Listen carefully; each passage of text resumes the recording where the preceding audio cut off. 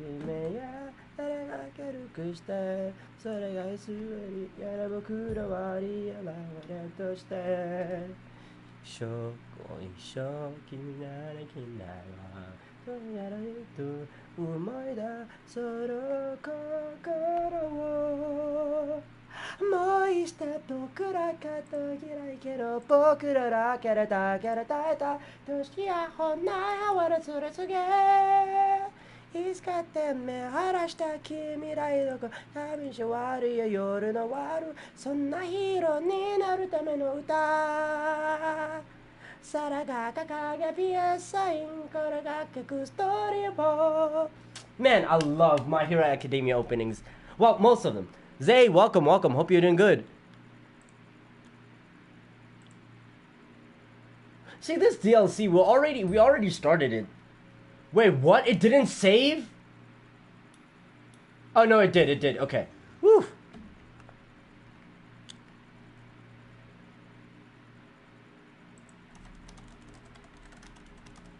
So once we're done with this DLC, I don't. What game should I play next? Actually, wait. I think I should play My Hero just so I can get the. So I can hurry up and get all those things before the Battle Pass Season 2 on Thursday? In 2 days from now.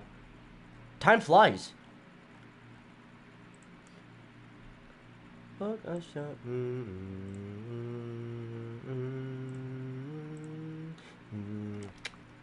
Close that by mistake. Let me just quickly search my... Bro, My Hero Academia...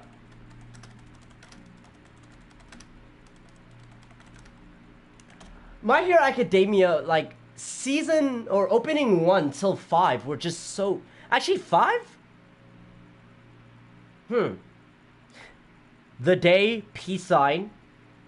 Sora ni utaeba. Okay, wait. What does Make My Story? That has to be My Hero Academia opening like 5. I think. There's 11 openings for this anime now? No, Make My Story is number 5. Okay, so opening 1 to 4 was good. And then everything else from then on just became... You know, Odd Future. Yeah, I forgot about Odd Future. I keep my ideals, sort of swear more than... Yeah, I remember that one. Okay. Openings were so good, too. Just give me a second. Let me turn off my guitar so that it doesn't make noise in the background.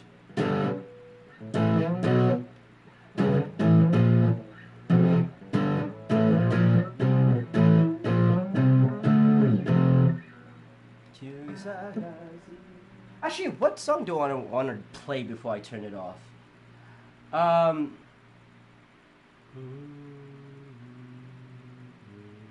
What song do I know how to play?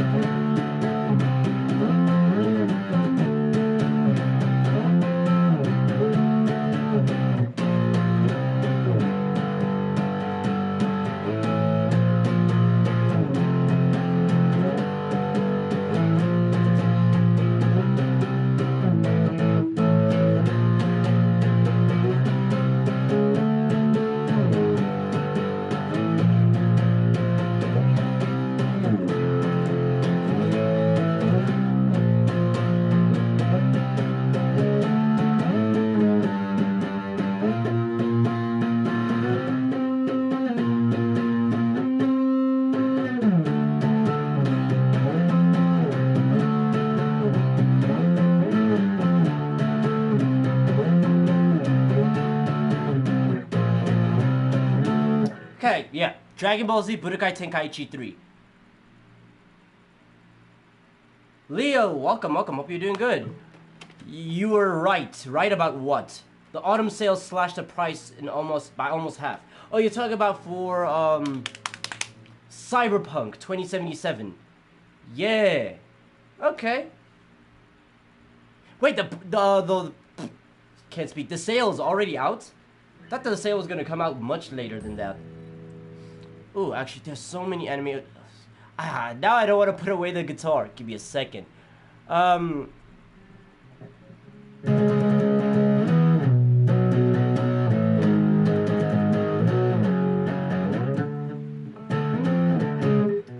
That is, that's what? Jetstream Sam? Memories broken, the truth goes unspoken. I've even forgotten my name. Yeah, that's the one. I don't know the season or what is the reason I'm standing here holding my blade.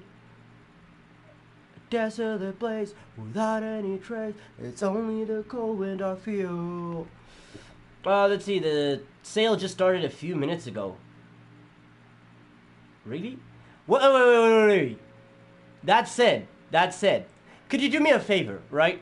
While you're on Steam checking out the sales and stuff, can you find out if Elden Ring, Sekiro, or Dark Souls 3 are on sale? Actually, just the Souls games. I need to know what Souls games are on discount. Liza P, I don't care for. We can play it on PlayStation.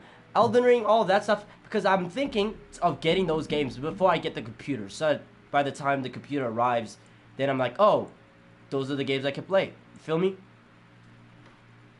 I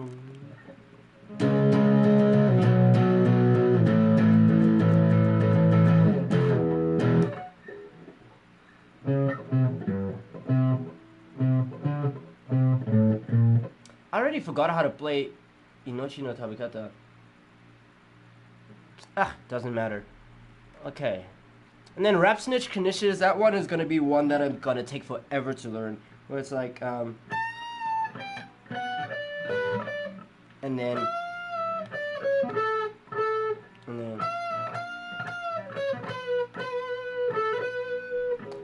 Okay, Elden Ring is $35. It's not on sale. Really? I thought it was $40. Elden Ring is $35? Really? That sounds off. Sekiro is on sale by 50%. Ooh. Okay. $16 for Sekiro. Huh. $16 for Sekiro. Huh.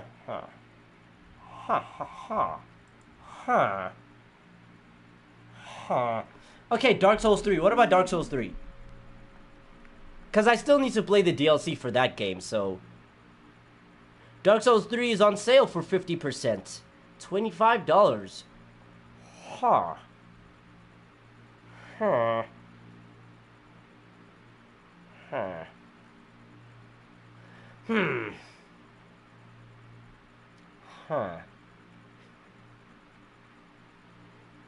With all the DLCs, it's $17. Oh, the DLCs... Oh, so you're talking about, like, Dark Souls 3 on its own is $25. And then if you add the DLC, then it's $17 additional. So that's what? $42? Dark Souls 1 is on sale too, 50%.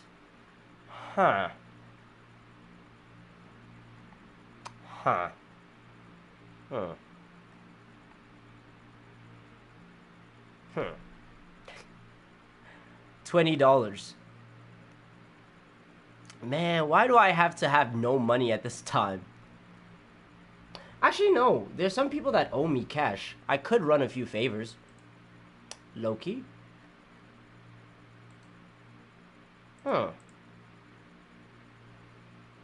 Maybe. I'll see.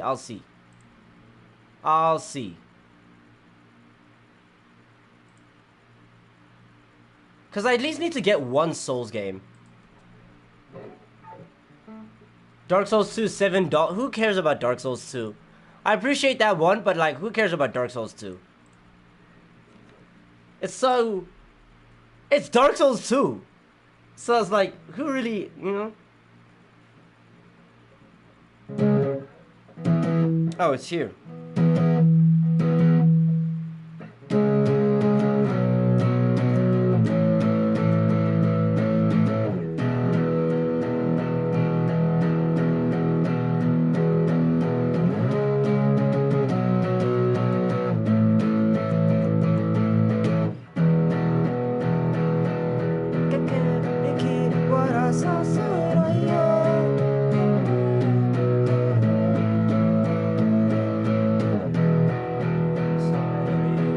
even remember this entire song?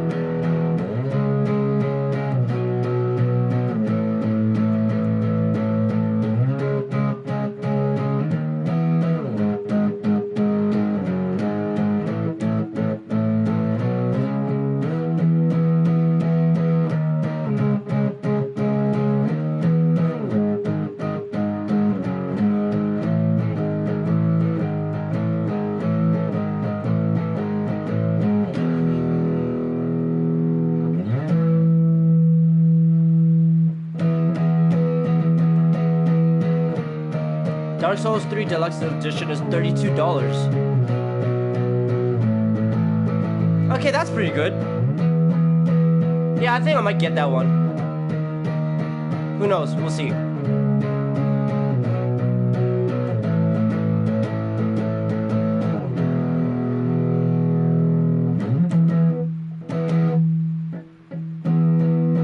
How would the man with no... How a man with no money having people owing him? I don't have any money because I gave it to them. That's why. Hollow Knight is $4. Interesting.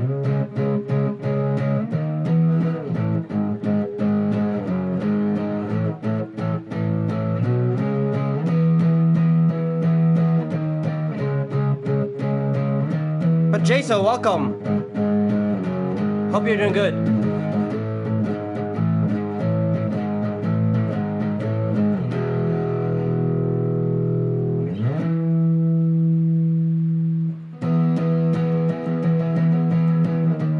I hope I don't get copyright claim for this. If I get copyright, I don't care.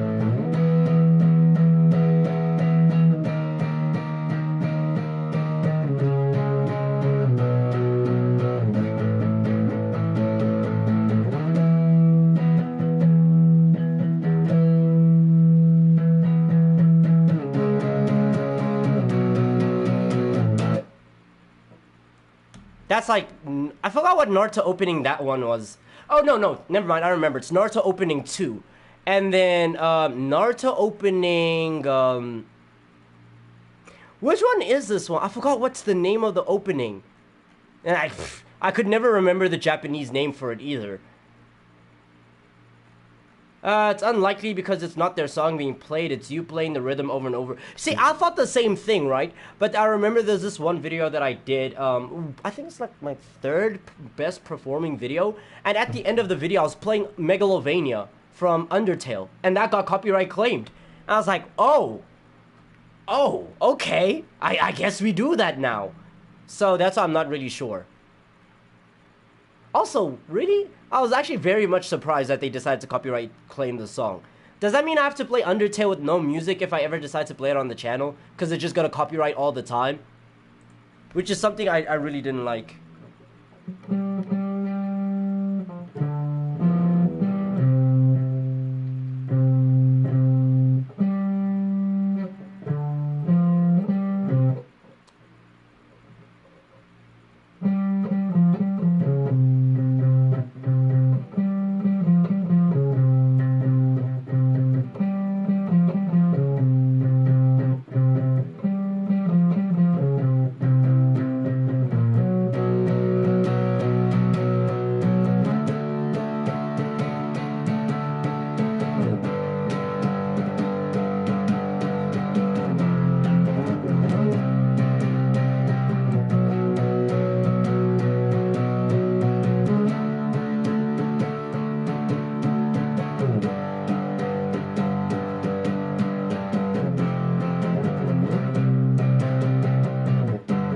Armored Core is not on sale? Makes sense, it didn't come out that long ago.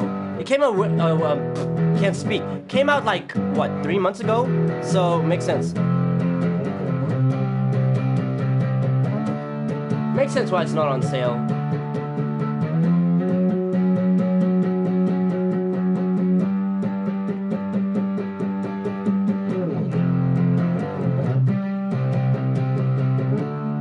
Oh, my fingers are slipping.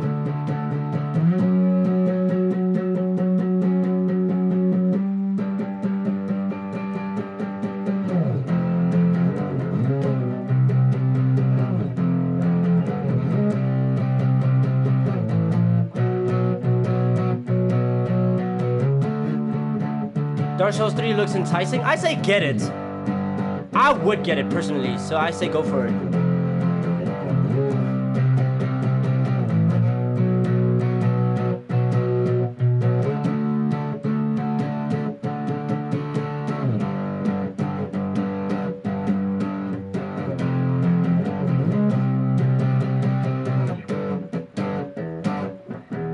You just bought Sekiro? Get the mods for it then.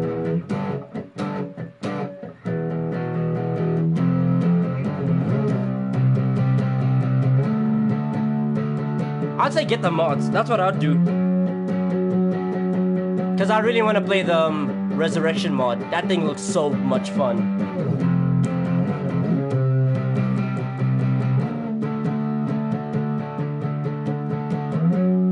Oh, you just bought Cyberpunk. Oh, okay.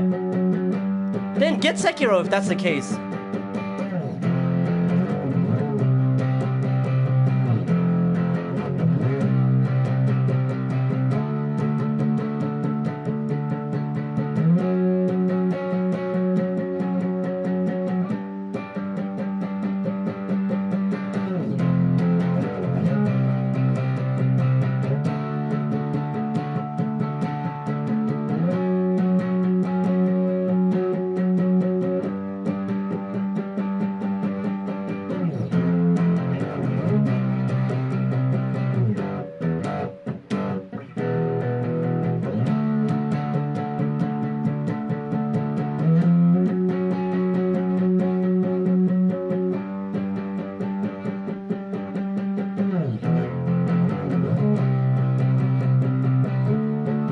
Let's see, playing the game is fun. It should only be a problem if you're using their music to profit from their work. At least that's what I gathered from it. But the problem is, like, I agree with that, right? I agree with that, but the problem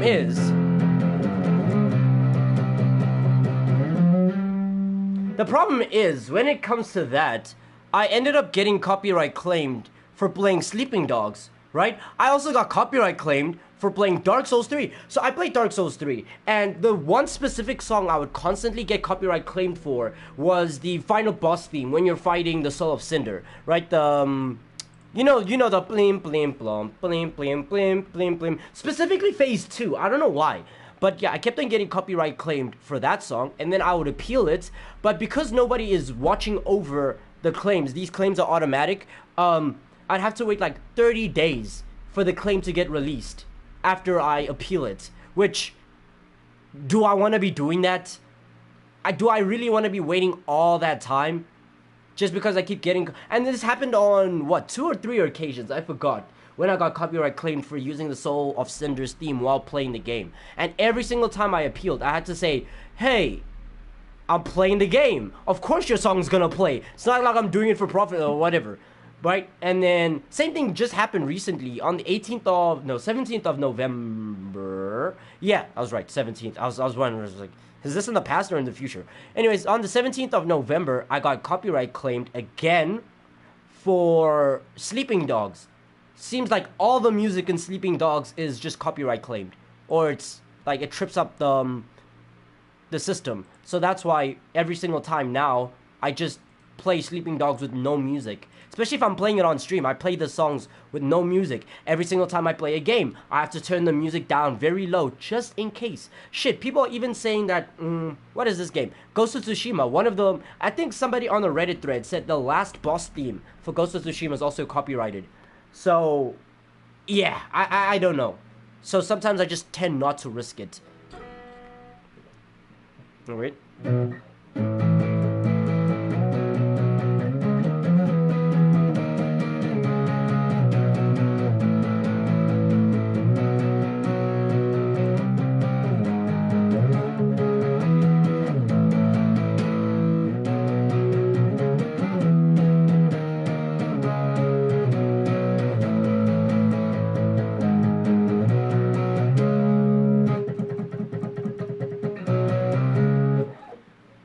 Noragami's opening. I love that opening so much. Copyright is dumb these days, honestly. To be honest, I don't... for the most part, I don't blame anybody in particular for the copyright, right? So somebody would make a song, they'll put it on the website, right? And then after they put it on the website or they submit it through YouTube, then YouTube basically, it just gets put into the system. Anybody who uses the specific song has to pay royalties to whoever owns the song. I am not really much against that. I just wish the copyright system would have a little extra leeway to say, I don't know how they would do this exactly, so this is just me spitballing. But like, let's say every single time you're about to use a song, right? And that song is specifically meant to be used for in your video for like extra effect. So to add an atmosphere to a specific part of a song. I think that would be considered fair use, right? The only problem is like there's very much a criteria. There's a rule, like a guideline of what would constitute fair use.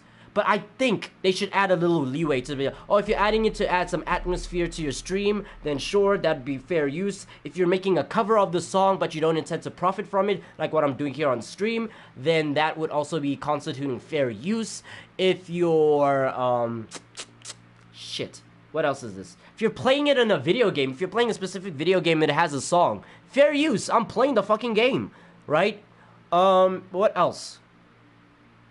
I think right now those are the ones I can think of. Like, it would be nice if, as I'm releasing a YouTube video, there would be a section in the upload section, right? That would be like, I am using this song, and you can search what songs are copyrighted, right? So you'd be like, I'm using Rap Snitch Kanish's MF Doom, right? And then they say reason. Reason would be fair use. Well, not that wouldn't be a reason, but it be constitute fair use. But like reason would be like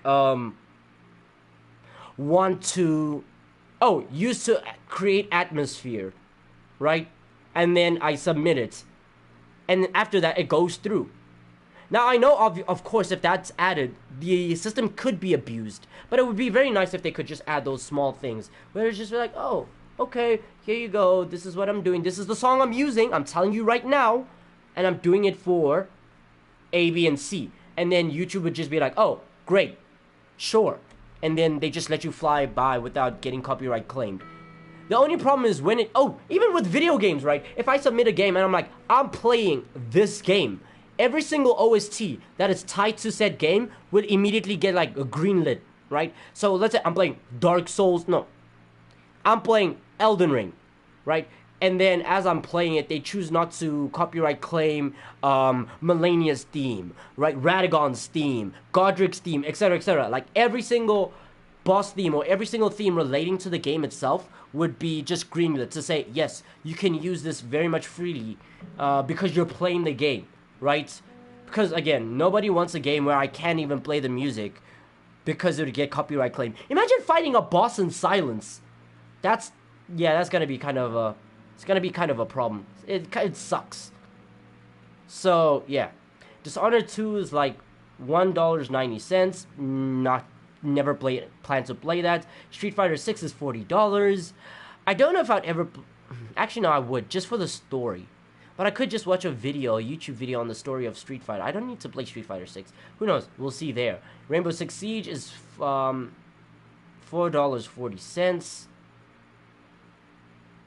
Rust is $13. See, I want to get Rust because I want a Rust server. Rust servers sound really fun. Yeah, those sound really fun. So I might do that one. Terraria. But I think I'd prioritize the Souls games first. Then games like Rust and Terraria and Minecraft.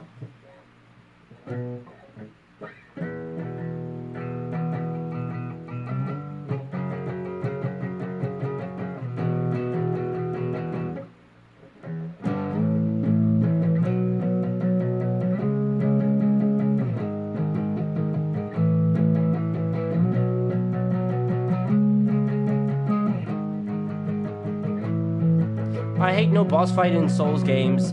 No emotion to fight in silence. Yeah, true. Like, I could not imagine... Okay, again, haven't played Dark Souls 1, but I could not imagine fighting the Soul of Sin... Not the Soul of Cinder. Lord Gwyn. Right? If I fought Lord Gwyn in absolute silence, instead of hearing the very nice blim, blim, blom, I would feel so... like, ew. Really? This is it? This is it. This is what I'm doing. Like I don't know. I wouldn't feel as immersed into the game, and that would really suck. Man, there's one song I want to learn how to play on the guitar, but I don't know if I need a capo or what. But it's like a One Punch Man theme, right? Because the actual note is like dun.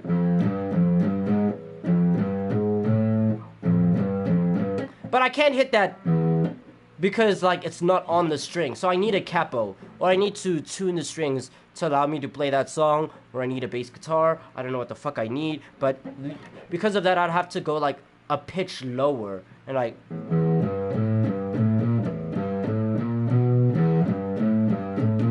and then I forgot what is it? Where is it? Okay. Woo!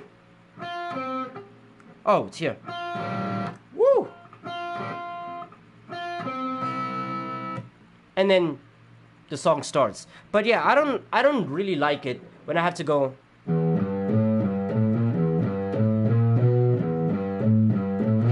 like I don't like when I have to go so high in terms of pitch. Because when you want to play along with the song and you're playing with a lower pitch or a different pitch, it just sounds off. It doesn't really work. At least with Super Survivor, the Dragon Ball Z Budokai Tenkaichi 3 opening, very much everything can be played on like standard tuning when it comes to the guitar. As far as I'm aware. Yes. Actually, wait, what am I saying as far as I'm aware? I play the song often.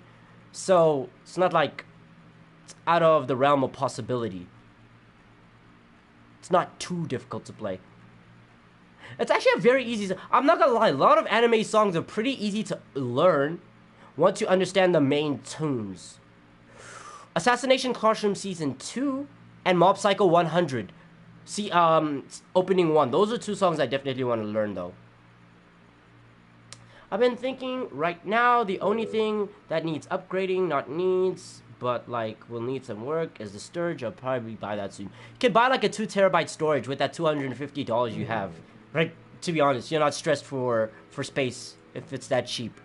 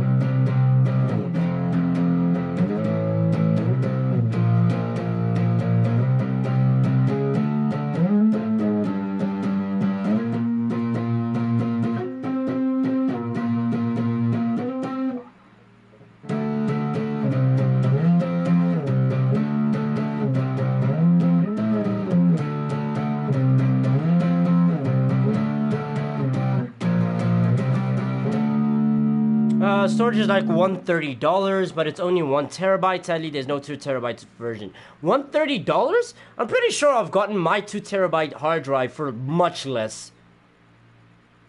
Like, I got my 2 terabyte hard drive for less than that.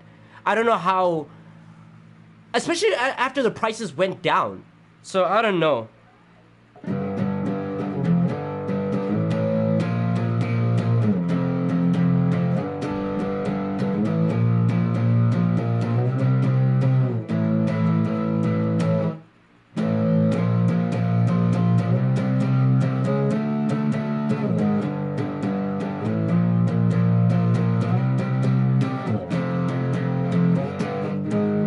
Whoa, what the fuck happened to my fingers there? Woo! Where am I on the guitar now? Where am I in the song? My brain is speeding. Wait. It's not here. Is it here? It is. So it's like.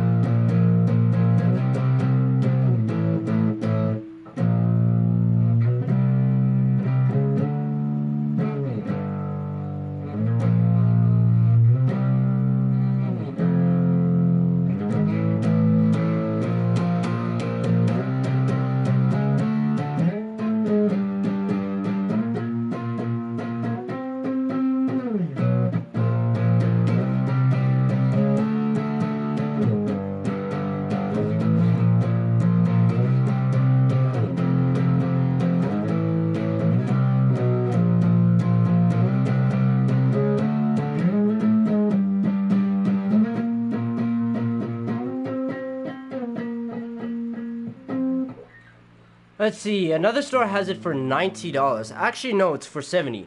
Yeah, just look for 2 terabytes on different websites and you'll find it.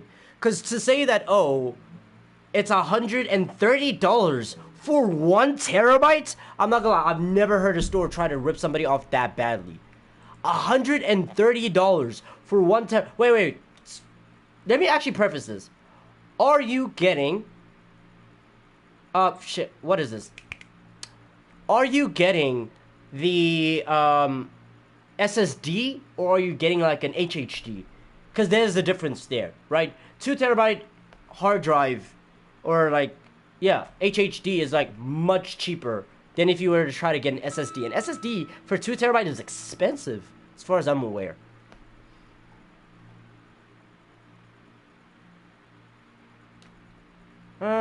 Let's see. In Georgia, there are different prices because there's a market. The market ain't big here. Prices are higher. Doesn't matter, bro. $130 for 1 terabyte. That's villainous.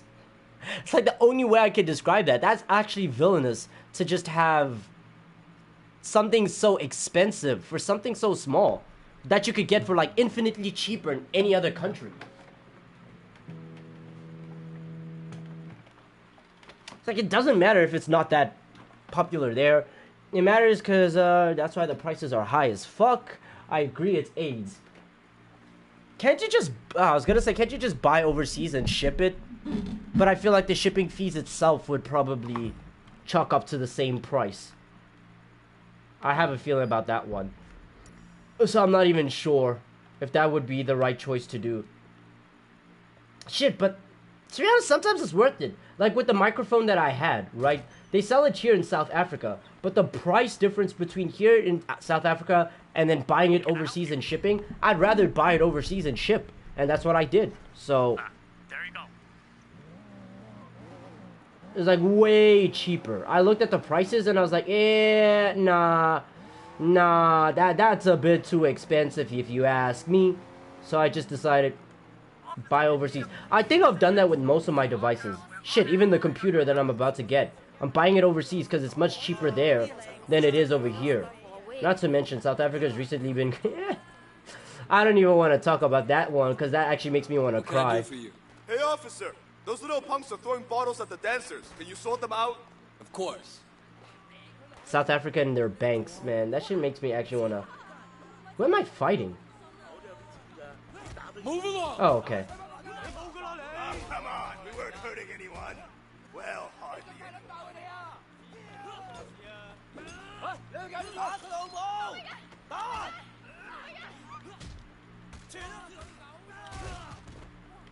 Okay, I gotta kill somebody with the bottle. Done. Man, I just say... Fuck. Actually, let me find out how much it costs here. What do I even search up? What do I type?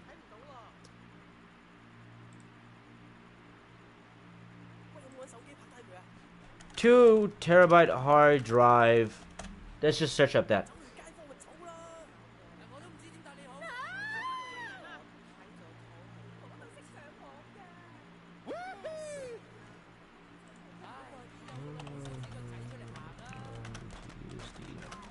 Yep, I found a 2 terabyte hard drive that costs $75. 2 terabytes. You're paying twice as that. You're paying twice as much for half the space. Yeah, I don't know what to tell you, man. You're being ripped off. Twice the price for half the space. That's nasty. That's villainous. Daylight robbery. Also, you say that it's not like as common there in Georgia. Why not? We're in the age of computers. Like literally, we are in the age of computers. How? How isn't Georgia like... How doesn't it have the technology? Well, I wouldn't say how it doesn't have the technology. Why is it... What? Why isn't the market big? It should be big everywhere. Because, like, the only place where I could say that the market isn't really big for electronics is, like, Northern Africa, right? Where, like, poverty runs wild. Sure, understandable there. I don't know how impoverished Georgia is. But for that type of price... when you know it's bad when even South Africa has better deals. It doesn't have a market for high-end PC parts. But like a solid state, well, not even an SSD, just a regular hard drive. Is that really for high-end PCs or is that just for like general use?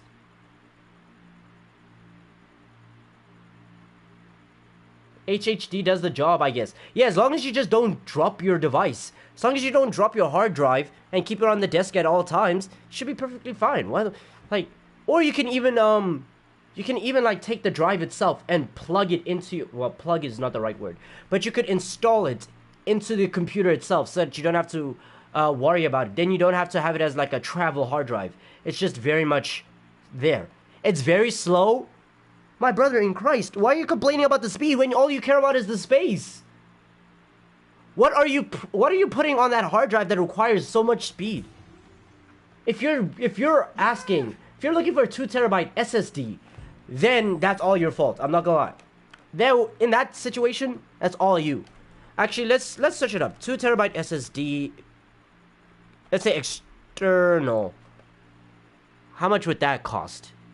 2,500 rand, 2,500 rand to USD. That is around $134. Even then, that's like, what? It's $4 cheaper. No, it's $4 more expensive. And yet, you're paying the same amount, you're paying the same price for half the space. So again, you're just getting ripped off. And since games run off the storages, most games don't support it no more. I don't know what game does not support a 2 terabyte SSD. Or a 2 terabyte HHD. What does the H stand for? Hard drive? I know SSD stands for solid state drive, right? Hybrid hard drive. Okay, hybrid hard drive. And then the other one is solid state drive. Okay. Sure. Again, I don't know what games you're talking about. This feels like misinformation, but I don't know what games are no longer running with 2 terabyte SSD, HHD. I'm just gonna call it external hard drive. Or 2 terabyte HHD. You know, I'm gonna just call it hybrid. Yeah, I'll go with hybrid. Hybrid's the term I'm gonna use. Listen, I owe that guy money, but he's a real hothead. Could you deliver this for me? I think if it comes from a cop, he'll be more calm. Let's see. I don't care about the speed, I care about the games. How much space does your actual device have?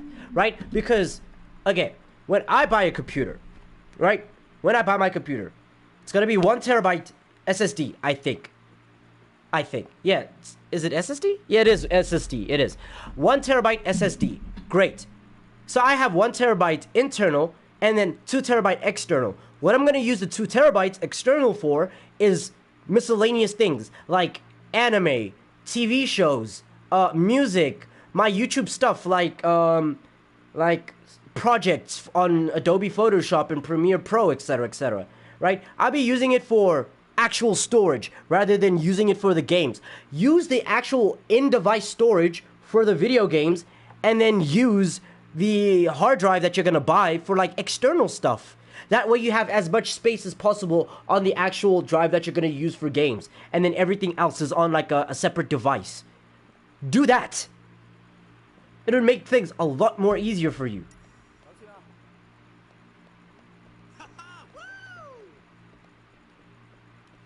Okay, space size doesn't matter because the speed is very slow compared to SATA and NVMe.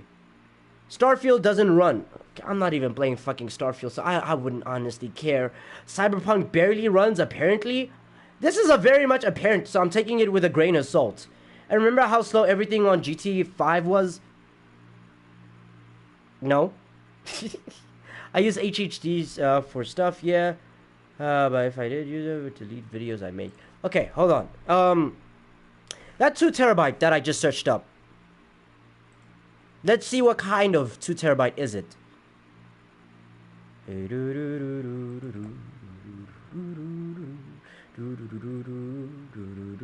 this is the $70 one that I'm looking up, by the way. So, yeah.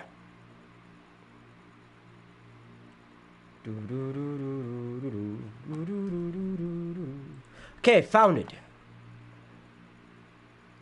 It is a SATA HHD. Right? 64 megabytes per second. Wait, is it 60?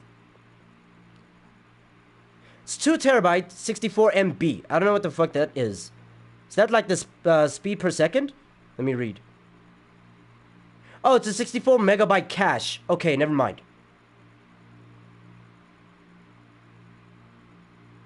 Okay, SATA 3. 6 gigabytes per second. Like, bro. Okay, 6 gigabytes per second, 2 terabytes, SATA, and it is $70. What can I say? You're getting ripped off. You're getting ripped off. That's so cheap, actually. Shit, I might just buy another one eventually. Although, what would I even put on that one? Would I have one for leisure and then one for like work? So I'd say like a 2 terabyte hard drive for YouTube purposes only, YouTube and all that type of work, and then the other one would be for like leisure, like storing all my anime. And actually, wait, I have another 2 terabyte. It's just broken. I guess just gotta back up everything that's inside of it, and then I can put it onto a new drive. What's this? I'm talking about NVMe SSDs, not. Oh my god. Okay, what is it? NVMe SSD 2 terabyte. Alright, let's see how much this is. You are my special. Woo! God damn! 3,800 Rand. 3,800 Rand. $2. That's $203. For a 2 terabyte SSD. No, fuck that. I'm good. I'm good. Expensive for bullshit. Nah. Nah. I'm good off that. I'd rather do the SATA drives. I'd rather do a SATA SSD or a HHD. Talk about some 3,000. What?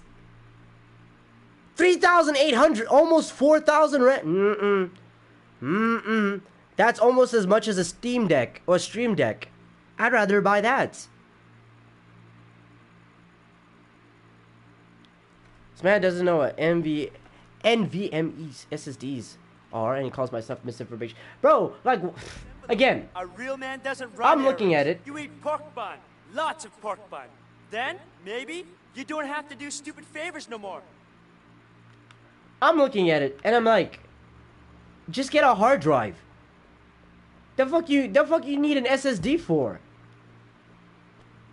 And I know you're saying games, but like, no.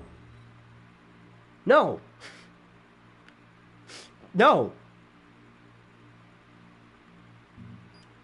Literally do anything else. Just use that 2 terabytes for anything else.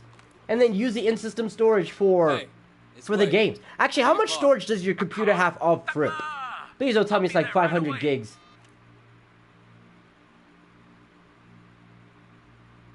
If it's 500 gigs, then maybe I can see why you're trying to get a 2 terabyte SSD.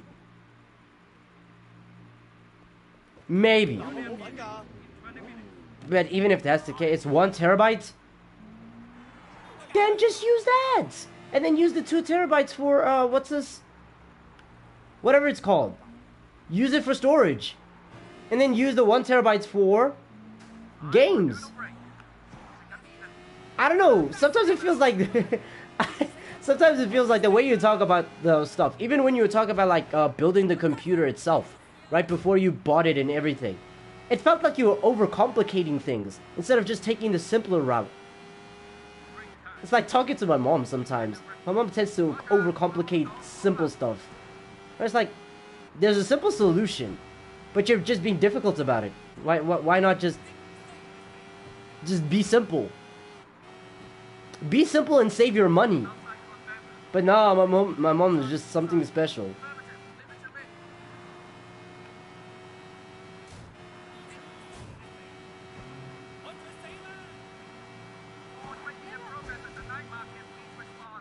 Let's see, if it doesn't take any storage because I delete me after I make them. Yeah, but then you could use the 2 terabytes for like other space. I mean, it doesn't necessarily have to be for YouTube videos. Just needs to be for space. Hey, Shin, you got a second? You just don't understand a lot of this stuff, man. HHD doesn't work for me, and that's it. I thought there's anything to it. Again, to me, it just sounds like you're overcomplicating things. But better be safe than sorry. It's like, again, this is why I'm saying it. It's comparable to my mom, right? My mom is she's very much a type of person who doesn't settle for less. Like, she'll never buy a second-hand item because she wants first-hand all the time. And then whenever she's buying something that's first-hand all the time, she wants the best of the best. And she'll just put some reason in her brain as to why she needs it, rather than why it's excessive, right? You're doing too much. But she'd be like, my mom is exactly the type of person who would buy the iPhone 15 to talk about like, oh no, I can play any game on it. But I'm like, you don't even play games. It's like, yeah, it doesn't matter, but if I decided to play games, then at least I'd be able to do it. Like, that's the type of mentality my mom is on. And I see that exact same type of mentality when I talk to you, when it comes to devices and stuff. Like when you were talking about like the 4060, needing to buy the 4060 and all of this stuff with all of these things that aren't necessary. I'm like, most of the software and devices that we have nowadays don't need such powerful machinery at all. It really doesn't. So you're just wasting your money doing all of this. And you're like, yeah, but I'm technically thinking long term because then I won't have to upgrade later on and stuff like that. I'm like, wouldn't it be better to wait because the prices of devices would just go down as time moves forward, just like the price of hard drives have gone down since the past few years. And then you'd be like, oh nah, but like, what if I'm like, bro, you're not editing the next Marvel movie. You're editing for YouTubers. You don't need all this hardware. And you're like, yeah, but you would make so many reasons as to why you need it when it's not really as necessary as you think it is. Or it's not as necessary as you think it is. You don't need it that much. But because you have your goal set on that specific item, you'll make reasons in your head as to why that goal is justified or why you need certain items. Exactly how my mom functions. My mom was like, I need a BMW X1. I'm like, why? She's like, because A, B, and C. She'll come up with the reasons. That's everything she purchases, she goes through that certain mentality of, this is what I want, and then, so this is the end goal, and then I'll walk back to see the reasons why I need that end goal rather than why I want it. So, yeah, I don't know. Every single time I talk to you, it feels like I'm going through those exact same conversations with my mom. I'm like, you could actually survive with less. You honestly could. And it would benefit your wallet. It would benefit you so much more if you just did less. If you just went for less. Like, go for the amount that you need, actually need, not what you say you need. And then use the rest of the money for something else important. Right? It's budgeting. I don't know. Weirdly enough, my mom complains that, oh, you don't know how to budget. The moment money gets into your account, it's gone the same time. But like, my mom is also somebody who really does not know how to budget at all. It's bad. It's a bad thing. I hope to never like have that type of mentality of, oh, I need, even with the Stream Deck, right? When I get a computer, what I want to get, you see, I'm emphasizing the word want. What I want to get is a Stream Deck. I don't need one. It would make my YouTubing or my streaming more convenient, but I don't need it. And I'd be very fine without it. I'm just getting it to treat myself because it would make things easier. But it's not a necessity. You feel me? That's all I'm saying. I'm looking for stuff that would be able to do the bare minimum of the maximum, if that makes sense. So you see, like, for example, when a video game is like, oh, whenever you look at the requirements for a video game, it says, this is the bare minimum. This is the minimum that you need to run the game, and then here's the maximum to actually play the game, right? I'm looking at that one, how much you actually need to play the game, and then have a little bit over it so that I can play the game and record at the same time. That way, it's like, it won't butt heads with each other. But when I'm doing something where it's like, oh, I can play this game at max quality, I can stream at max quality, and then I can have like 50,000 Google Chrome tabs open to the side. I'm like, that's not necessary. I don't need all of that. I just need enough to play the game and record. That's it. Or play the game and live stream at the same time. That's it. I'm not trying to go beyond my means, even if I can afford it. But I live by the mentality, you can't afford it unless you can buy it twice. If you cannot buy the item 2 times over, you can't afford it. You have the money for it, but you can't afford it. That's the mentality I go by. And that has just saved me from a lot. Has saved me from a lot of financial problems. Because I should future-proof. You see, again, you're doing this thing where, oh, I went for this item because then it will prevent me from getting it, needing to upgrade in the future. I'm future-proofing. Bro, you literally could just wait for the items to get lower in price. The 4070 is going to drop in price. The 3060 came out. How much was the 3060 when it first came out? How much was the 3060 at launch? Because I know this shit was expensive. And then compared to it now, it's like, no. The prices have just dropped. It was $329 at launch. And now you can find it for like $255. And then at the very bottom, you can find it for like $210. Look at the drop. Almost $100 dropping in price. Literally, all you can do is wait. Waiting will not hurt you at all. It won't hurt you at all. That's all I'm saying. I'm gonna go for a GTX 1660, and then I'll wait for the price of like the more advanced hard drives to just drop. Then I'll get it then. I care about my pockets. You can get it for $50 nowadays, an RTX 3060? RTX 3060 price.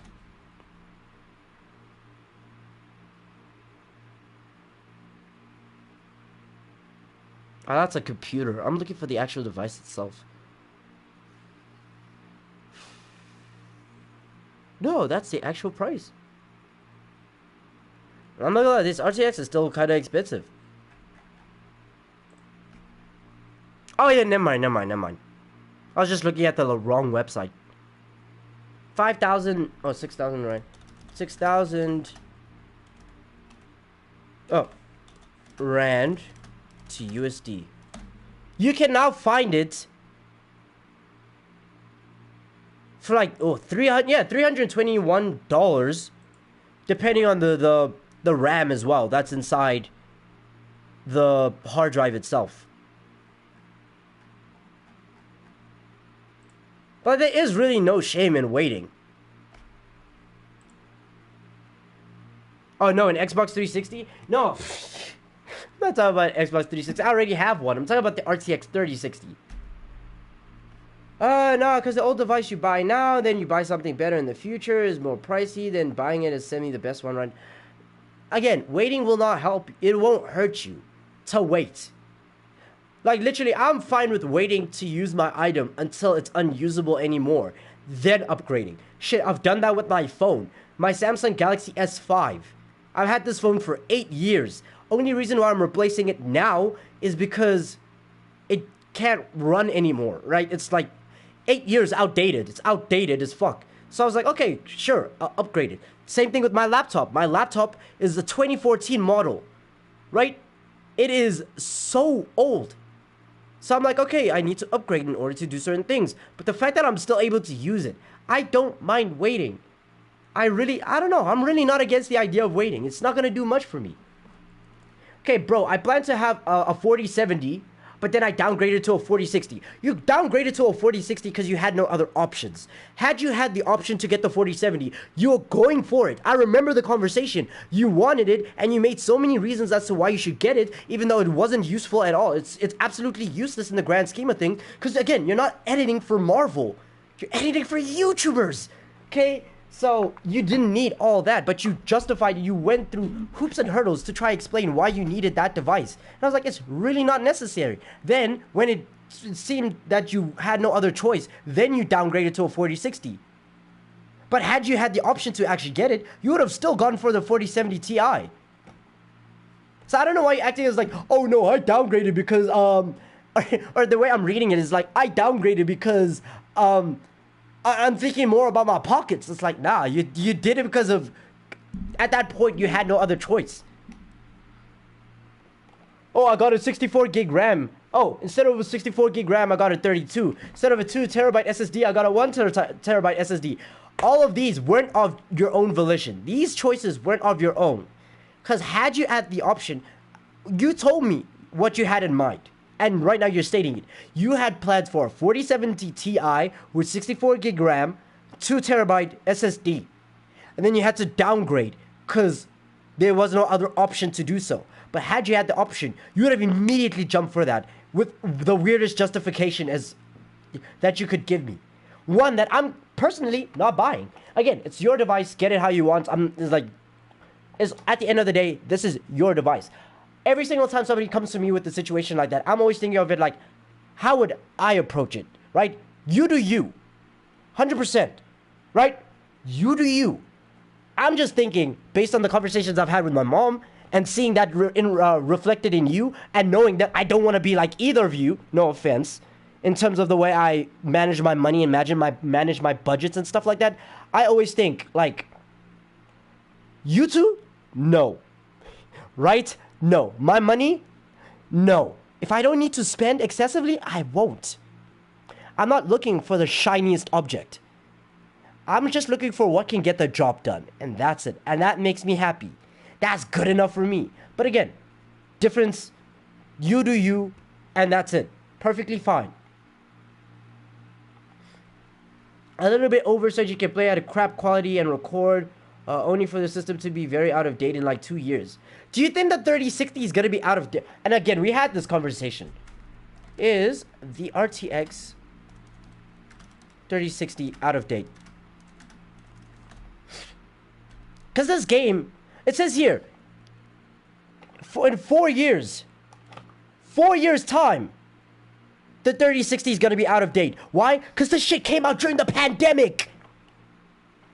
It came out during the pandemic.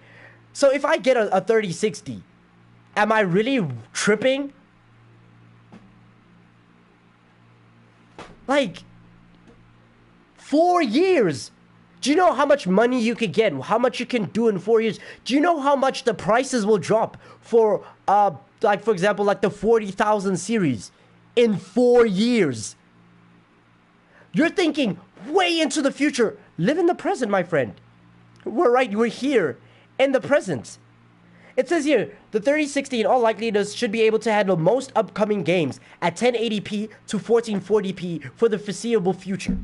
The next 4 years, right? I'm streaming whenever I'm going to be streaming. I don't plan to stream at like 4K. I don't give a fuck if you have a 4K monitor or not. I'm streaming at 1080p, okay? Good enough for me. So I can stream at 1080p. I can play the game at its highest quality. Great. That's it. That's all I care about.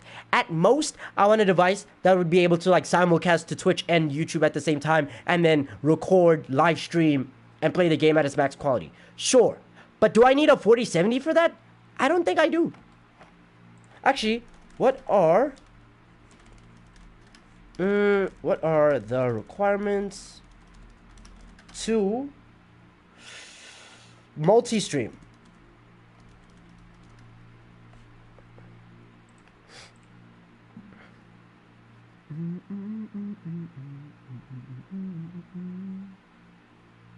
I need to know what the hard drive would be.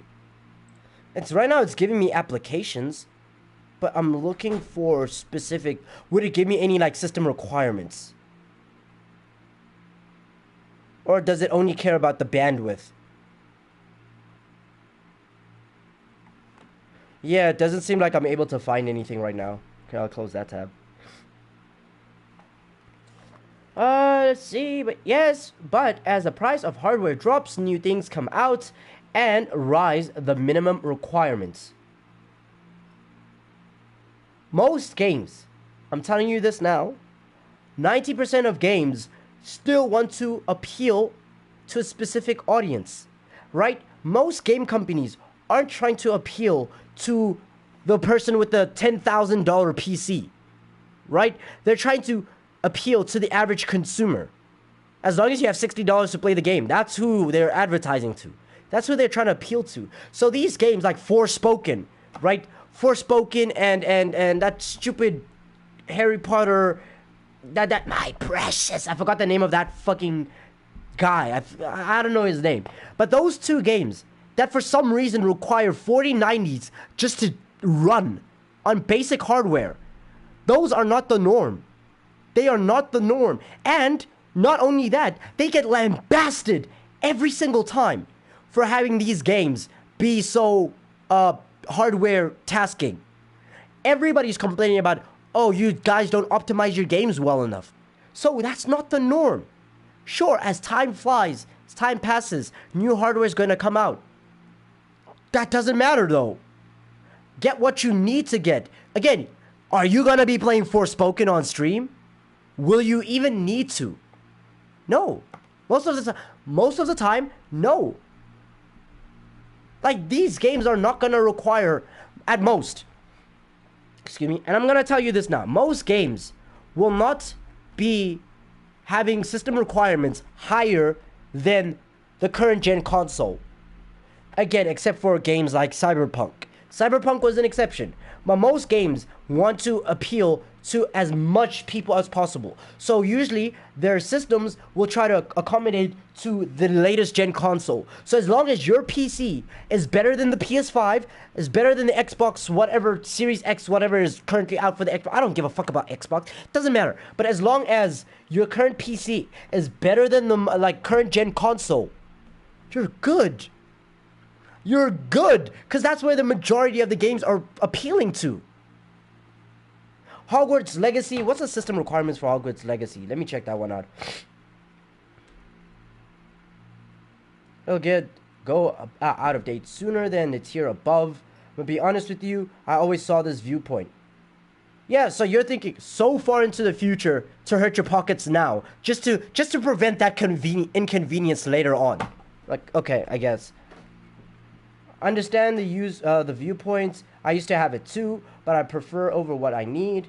But I prefer over what I need with not crazy amounts, but with 30% more. 30% is a lot of money when it comes to graphics cards. Okay, system requirements. Actually, let me just search it up. Hogwarts Legacy system requirements.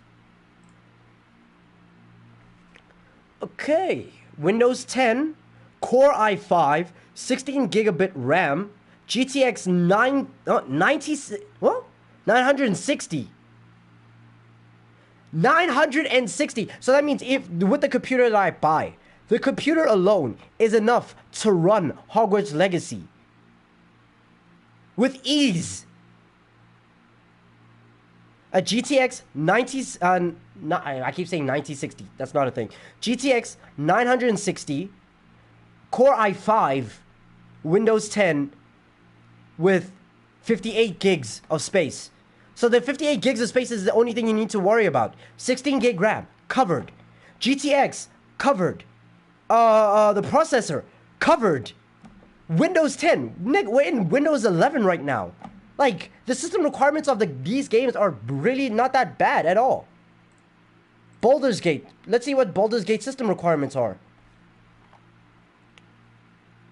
Windows 10, Intel Core i5, 8 gigabit RAM, a NVIDIA GTX 970, 150 gigs of space.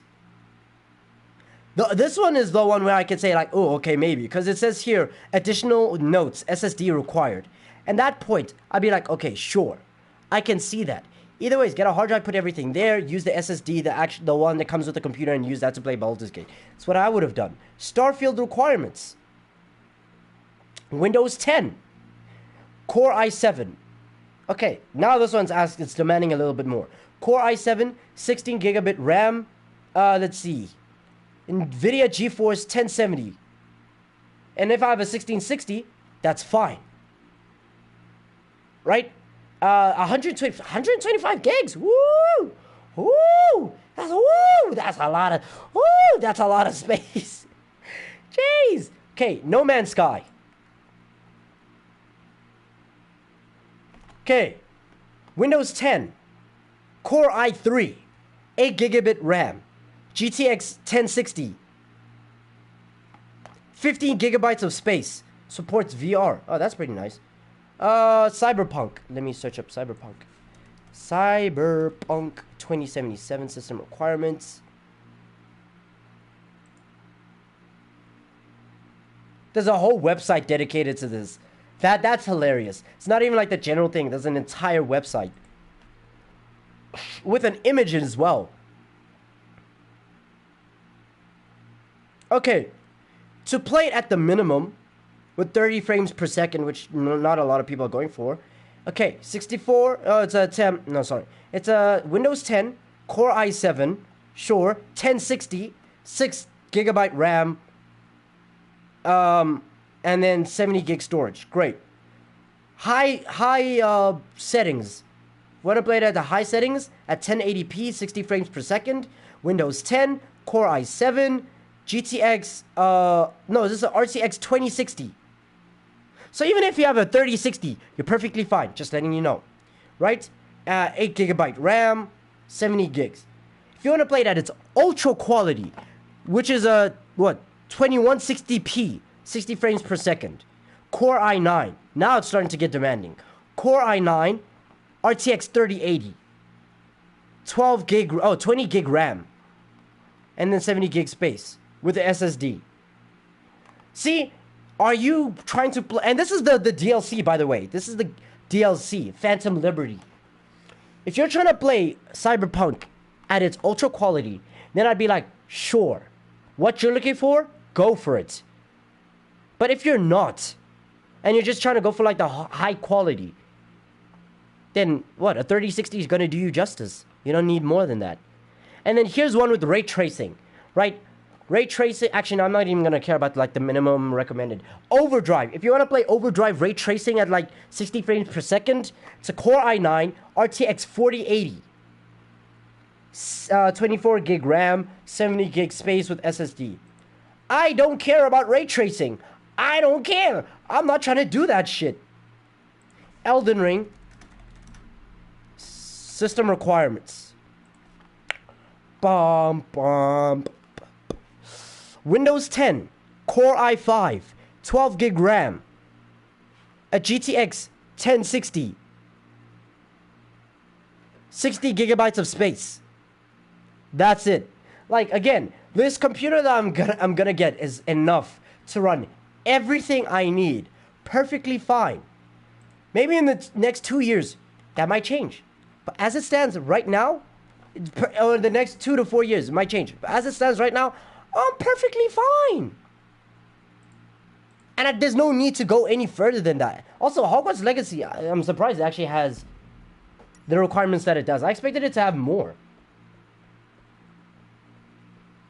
But hey, it is what it is. Holy shit! Must be remote controlled. Take my bike. Get that car back. But that was a That's pretty. That was a doozy. I don't know, man. I just really don't think I should be... Okay, maybe it's also because, like, I don't have unlimited money. Maybe I'd be thinking the way you do if I had an unlimited money source. Right? If I was making, like, as much as, like, crypto millionaires before the crash. If I was earning, like, that much money, I wouldn't care to get the best. But me, who doesn't have all that money, I tend to think more safely about the money that I have. Or conservatively, that's the word I was looking for. I tend to think more conservative with the cash that I have. So to buy things that I don't need really does rub me the wrong way. Because it's like, bro, you barely have money to begin with. Where are you in this mentality thinking that you can spend all this? And I'm like, shit, you're right. I don't have the money to be spending all of this. Oh, I don't count this guy as a death. It's a DLC. It's a DLC. I'm not counting the DLC deaths from Road Rage.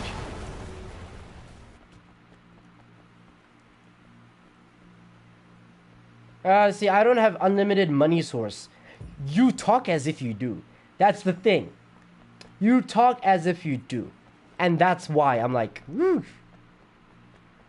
Again, if I was earning a lot of money, like Pokimane or Moist Critical XQC type of money, sure, I wouldn't mind spending an extra 30 to, with the amount of money they have, I wouldn't mind spending an extra $100 to just get the best PC. But, like, in general, I don't need all that. Hey, it's Wei. I need a car. A car? Takla! I'll be there right away. If only I had unlimited money, I'd get you the top tier PCs, let alone myself. Also, my Wi-Fi died and I'm back. Oh. I need it. Again, I don't think it's a need. Especially if all you're doing is... One of, like, the things you're going to be using that PC most for is editing YouTubers' videos. What you have there is not a need. It's a convenience, but it's not a need. It's convenience, but it's not necessary. That's what I'm seeing. You see?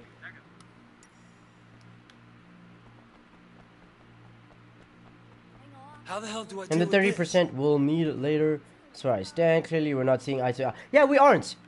As it says, like, our opinions on how we would spend the money on a computer and stuff like that very much differs. And that's perfectly fine. Right? Again, it's your money, it's your computer. I do it my way, you do it your way. It's not like it's not like I'm telling you, you should do this now. Right? It's a recommendation, but it's not a hard to stone, you should do this now. You should spend your money like this now. Like, no. Spend it how you want to. If you think it's necessary, go ahead. I personally don't think it is. Excuse me, I have a hiccup. I personally don't think it is. And we have difference in opinions. It's perfectly fine. Like, future-proofing ain't that profound of an idea. You're not wrong. Is this guy chasing me now? Oh no, I'm being chased by a guy who has a bomb strapped to him.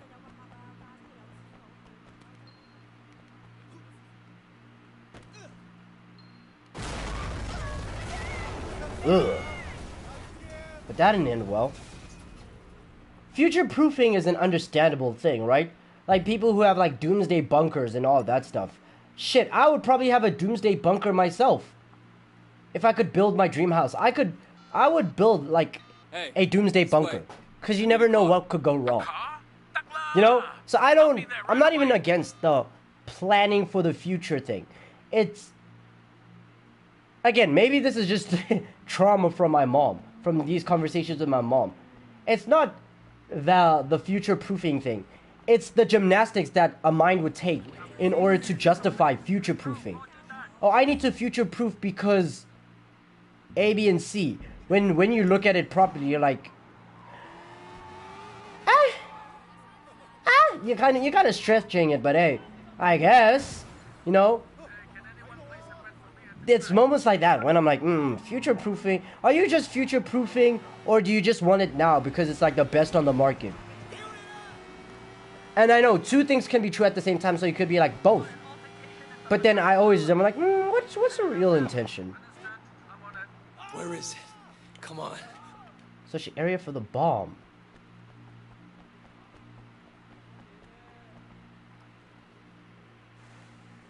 Wait. Is it really that criminal to pay for a PC that would be good for the next 5 to 8 years?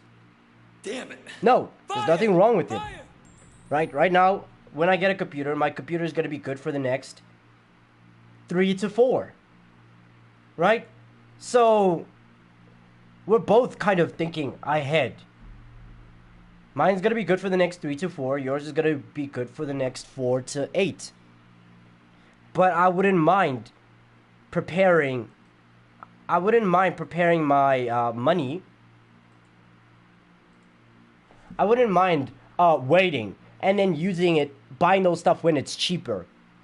Because then I'd be like, oh, you know, the next 2 to 4 years, next 2 to 4. Because, yeah, who knows? Anything can happen.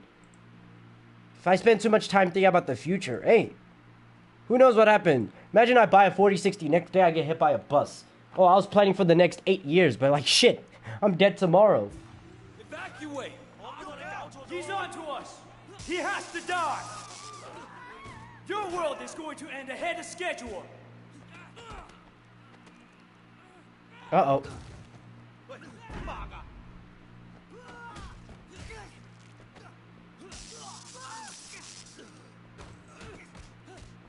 Let's see.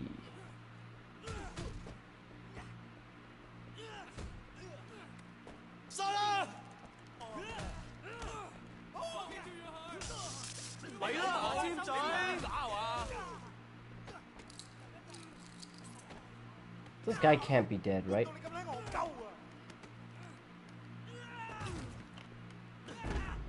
Let's see. At this point, if I'll need a bunker, I'll just end myself, honestly. To be I don't know. I feel like a bunker would definitely be useful. I don't know what for, but it would definitely be useful.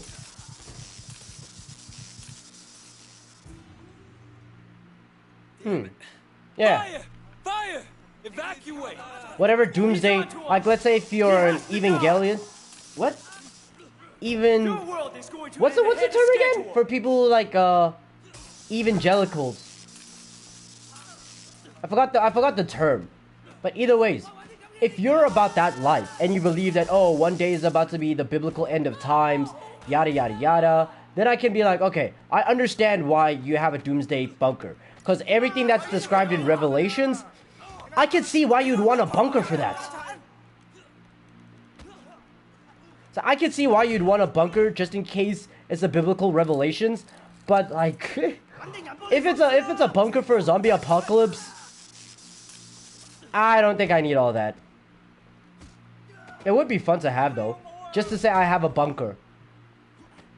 I have a zombie apocalypse bunker. This guy's pissing me off. You?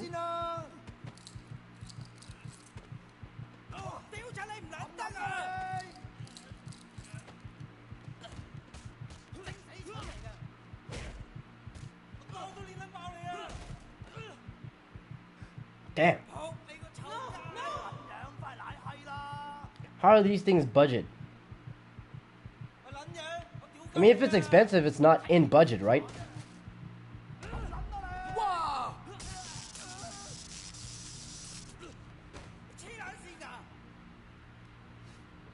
Let's see. How would a bunker save you if God, an omnipotent, omnipresent being, wants you dead?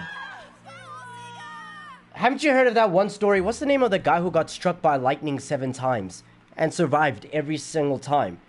Man gets struck 7 times. Roy Sullivan, an American park ranger, got struck by lightning 7 times to the point that he got the nickname the human conducting rod. Right?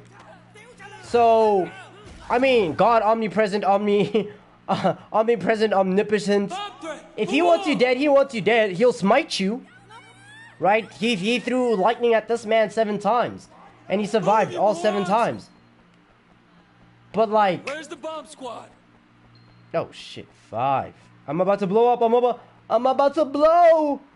I'm about to. Ah. Yeah, I think if it's like biblical times, right?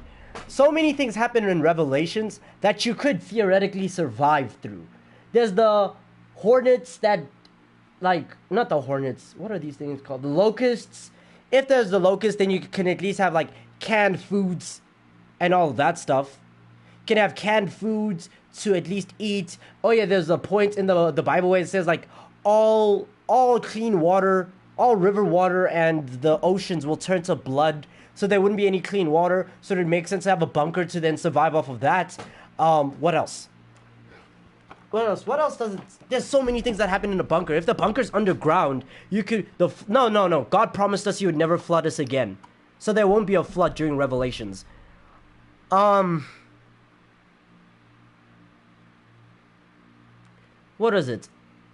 Yeah, but there would be like food scarcity, there'd be water scarcity, so it makes sense to have a bunker. When the hornets are flying around, stabbing... what is it? The hornets with crowns that are flying around stabbing people, then at least if you're in the bunker, you're safe from that, and you don't have to really worry. Plus, I think the worst thing about Revelations is the fact that you can't die. There's that one verse in the Revelations, and I forgot which one it was, where it's like, people will beg to die, but they won't be able to. So I think that would also be one of the worst things to happen.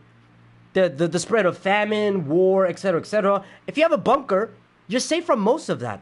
So even if God, I guess, wants you dead, he doesn't even want you dead because you can't die during Revelations times. So that would be, yeah, that would be pretty tough. Huh. I guess it's to like flesh out who is a believer and who isn't, you know? Punish the non-sinners, etc., etc. Just before hell.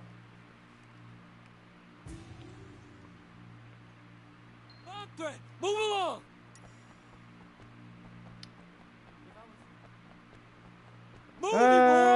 You never said why you're not a believer. By the way, I'm curious about that, honest. It's not even that I'm not a believer of God. I am a believer of like a higher power, right? I'm agnostic. I'm very agnostic in my beliefs. I do believe there is a God, for sure. And I believe, yeah, okay. Nice work, How do I, Qingsha Road is how do now I safe. explain my I repeat, beliefs? the Qingsha Road is clear. Should be No pretty problem. simple. Okay, what I believe in terms of my faith, is that I do believe that there is a God, most likely one of the Abrahamic gods, so Yahweh from the Jewish, or God, Christian, or Allah from Islamic belief, right? So that's the subsect that I kind of follow under with my agnostic beliefs. That, oh, there is a God, here he is. These 3 religions somehow are all able to work together and believe in the same higher power, must mean something, okay? That's the right God. My problem is, and the reason why I'm agnostic, is I want to be able to question. And a lot of the time, whenever you question within a religion, it's seen as blasphemous, right? Even though I'm curious. Even if it's just pure curiosity and it's not meant to mean anything negative. Where we're like, oh, if God is so omnipotent, blah, blah, blah, blah, blah, why did he let Satan into the Garden of Eden, etc., etc.? Like, those type of questions would be seen as blasphemous. If God truly exists, why is he letting the world suffer the way it does? Those type of questions are considered blasphemous. So I want to be able to believe in God, have the ability to be curious about God, and question the way certain things are.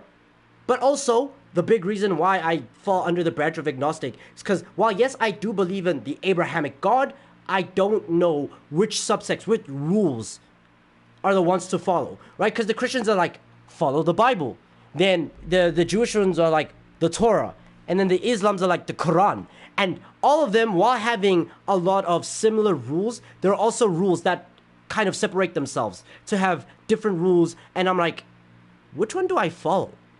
And because I don't know which one to follow righteously, which one is the right one, I don't want to be dishonest and stick to one team when I know in my heart of hearts that I feel, or I would question whether or not that is the right one to follow. So that's why I was like, okay, I'm a believe in the God. I'm gonna be agnostic, and just believe in that, you know?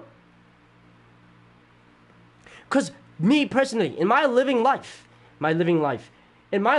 I have witnessed way too many things.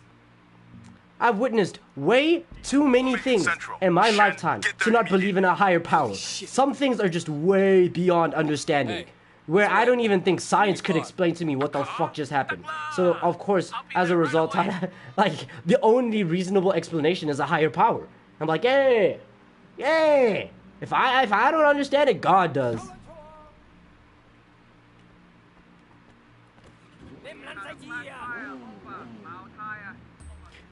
See, you believe in a specific entity, but not a clear, direct one. Yeah, basically, yeah.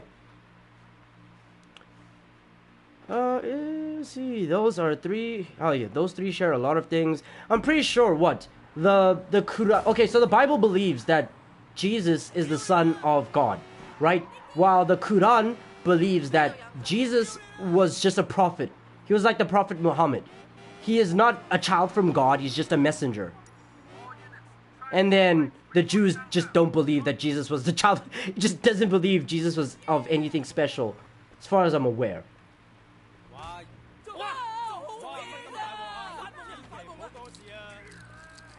So when those things like, that was my fault.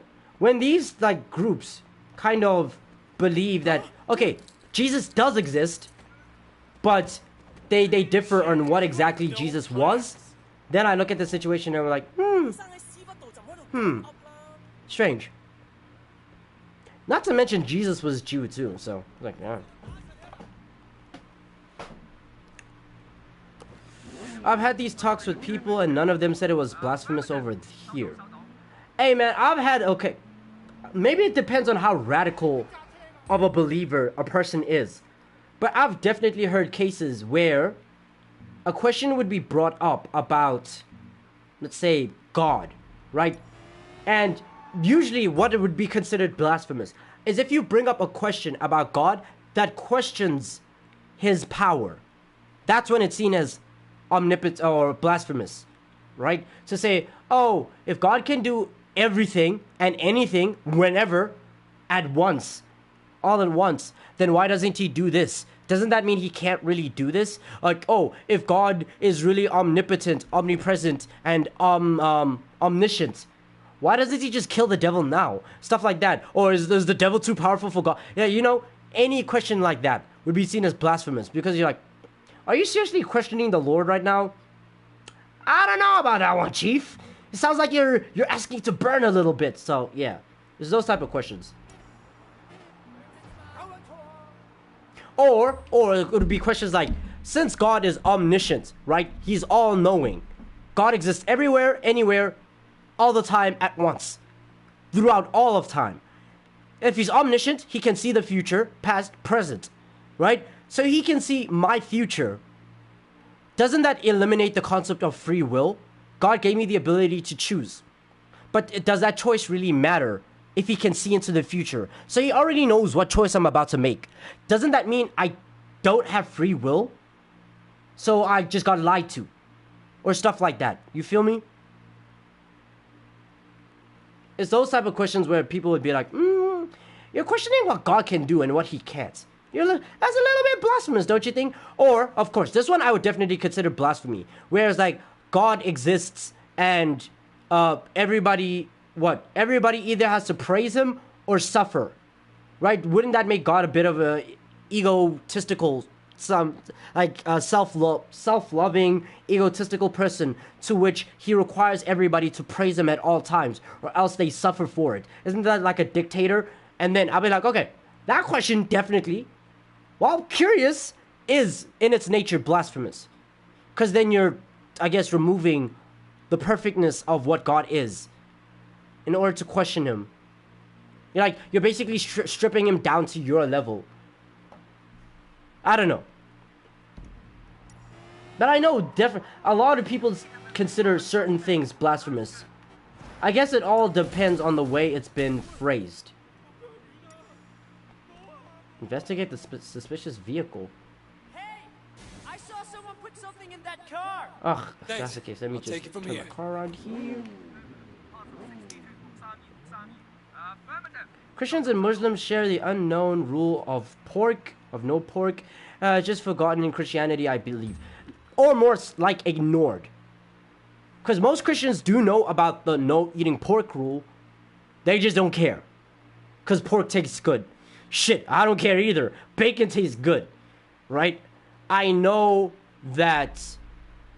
I remember when I originally asked about the pork, why Christians don't eat pork. They told me about that one story of like, Jesus was walking down the road and then he saw two men possessed by demons and then he expelled the demons into pigs and then the pigs ran off a cliff, and ever since then, the Christians just don't eat pork because I guess every single pig is descendants of those demons.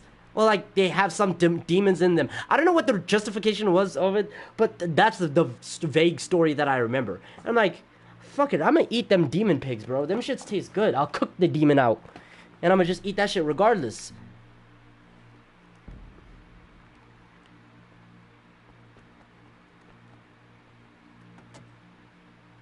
Son of a bitch. Andre, move along! Like, there's a lot, plus, not to mention, and I think another reason why a lot of Christians don't really follow the no pork rule is because the Bible has Old Testament and New Testament, right? Most Christians nowadays follow New Testament, while Islam is more Old Testament.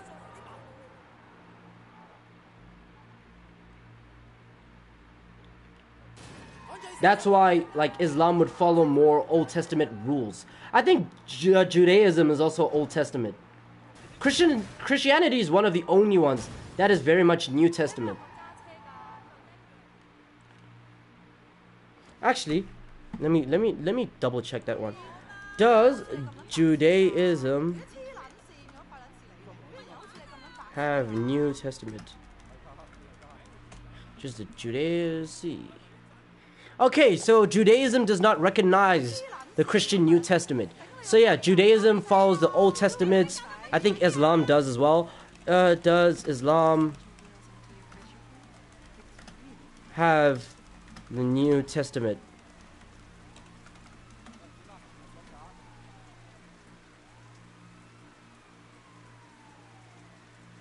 Okay, they also reject the New Testament.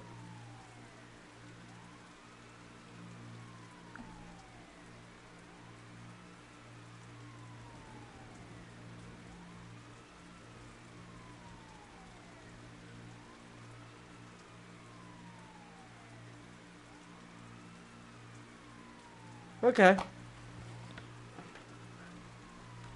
Interesting. Yeah.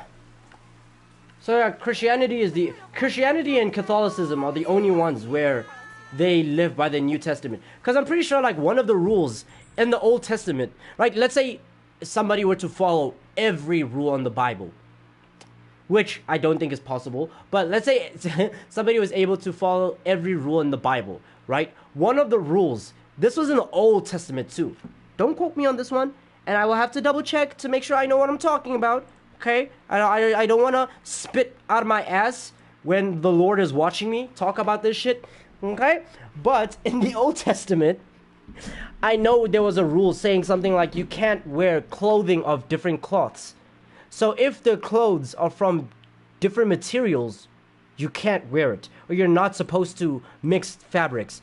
Okay, Old Testament rule on, what was it? Cloth? What would I even type? Cloth.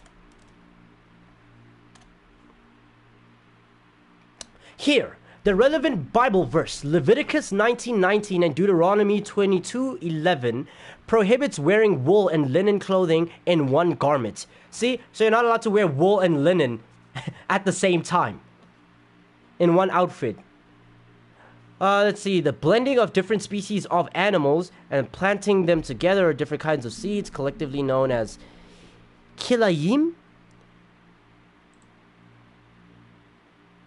And then here is the Bible verse that is used to be prejudiced against like what transgenders, cross-dressers, and maybe even some gay people, where it says a woman must not wear men's clothing, nor must a man wear woman's clothing. Wow.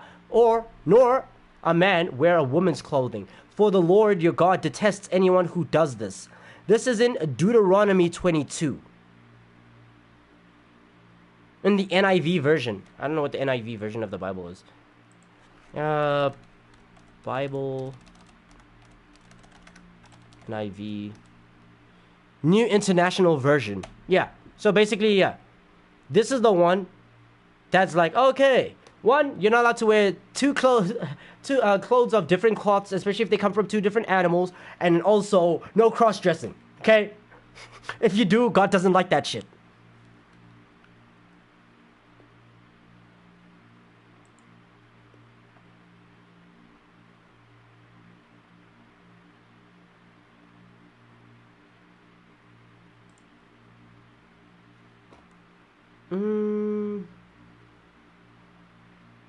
I believe in the New Testament more. The New Testament is more lenient. I think that's why most people identify. I wouldn't say identify is a weird word, but they follow that one more.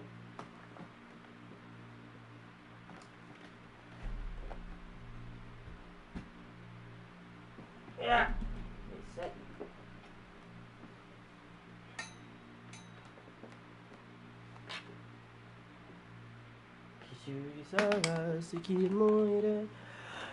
Let's see. Islam does the same thing, I believe. Are you talking about the clothes thing? I think so. And the Jewish Bible as well. Yeah, but I think, again, they're more relaxed on that rule. Because it's not like a hard rule against wearing clothing of different cloths. It's more like it's advised against. More, it does. From what I've been reading, it doesn't look like it's a very strict rule. Like one that could determine whether or not you go to heaven or hell. It's like, God, you're at the gates of heaven. God, I've done all of this. He's like, yeah, but I saw you were wearing clothing of different cloth, man. Like, no, I don't think it's like that. No. I believe in love thy neighbor, although I detest some individuals. That's real. Lenient and at the same time is just too polarizing for me. It's too polarizing for a lot of people. That's why, like, Christianity and Catholicism has been losing followers throughout these, like, recent years. Actually, how long? I think, like, from what I've noticed, and I could be wrong, I'm willing to do research on it, I've seen that Catholicism and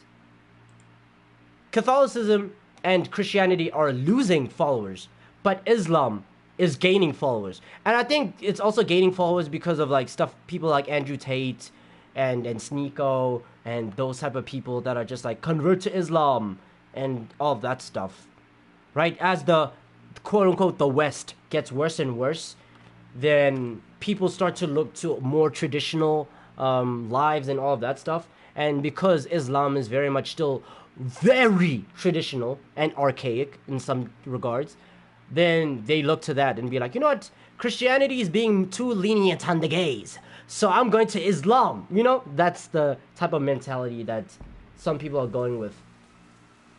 Wait, good thing you're here. What do you need? It was a bomb. Crazy bastards left a note. Said this was only the beginning. Let's You need to see. track down the other buses For on me, this the route. old God is HQ far thinks they more might be after flawed all of them. than the New Take that Testament cruiser. God. Yeah, the Find New them fast, Testament guy. God is more on loving. it. It's more kind. But to be fair to God, right?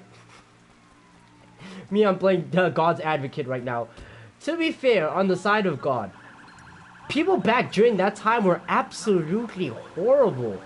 Jesus, like no wonder he had to create his own son to sacrifice his son in order to cleanse these people because they were fucking bastards. Remember what happened to the city of Gomorrah, Sodom and Gomorrah?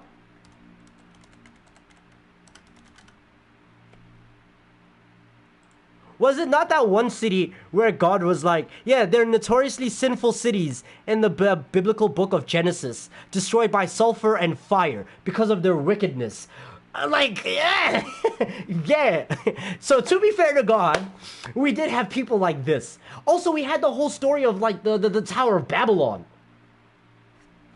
So to be fair to God, there were a lot of people that were at God's throat, and God was like, I don't know, man. There was this Sodom and Gomorrah, and then God decided to scorch the two cities. And he was like, you, innocent ones, leave. However, if you turn back, you will die. And then somebody decides to walk, and they turn back, and then their body turns to salt. Look, God was not fucking around. He's like, I'm warning you. This is what you do. This is what you must do. Don't do this, or you will suffer. This person does this because he's too curious. He turns to salt. Like, God's like, yeah, I told you. Keep going. So... I'm like, to be fair to God, he was dealing with a lot of problems. The Tower of Babylon. This guy, he was like, what was his name? Was it Nimrod? Was it Nimrod? Who built the Tower of Babel? Yeah, the Tower of Babel was by Nimrod. It was Nimrod. Okay, I was right. But yeah, it was like, Nimrod wanted to build a tower so high that it reaches into the heavens so that this guy can overthrow God. God was like, huh? What? Are you actually fucking serious? Is this what you want to do? I guess, to be fair, Nimrod was upset because God flooded the world. But to be fair, again, on God's behalf, God flooded the world because there were too many Nephilim running around because of the fallen angels having sex with men and then giving birth to giants. And God was like, this is fucking degenerates. Let me wipe the planet again. Or not again, but let me wipe the planet. He hits the world with the flood, and then the descendant of Noah is just like, you know what? Just because of that, fuck God. God, I don't mean that, okay? Okay, I'm just talking about from the perspective of Nimrod. Either ways, Nimrod is like, fuck that. I'm building a tower to heaven that's gonna pierce into the heavens itself, and I'm going to fucking dethrone God. God was like, huh? Okay, everybody who is building the tower, you guys can't communicate with each other anymore. That's, well, I remember that was what I was taught when I was growing up. It was like, that's the origin of languages, right? Everybody used to speak the same language until Nimrod decided to build the Tower of Babylon to try and reach heaven. Then God decided to confuse them all by giving them all different languages. So now nobody can understand each other. And because nobody can understand each other, there's going to be differences. Everybody's going to go their own separate way. Nobody's building that tower. So, to be fair, even though the Old Testament God was really doing a lot of fuck shit, he had a lot of reasons to do so. Humanity gave him way too many reasons to do so. Shit, what about, I can't remember his name. Who? Okay, hold on, give me a second.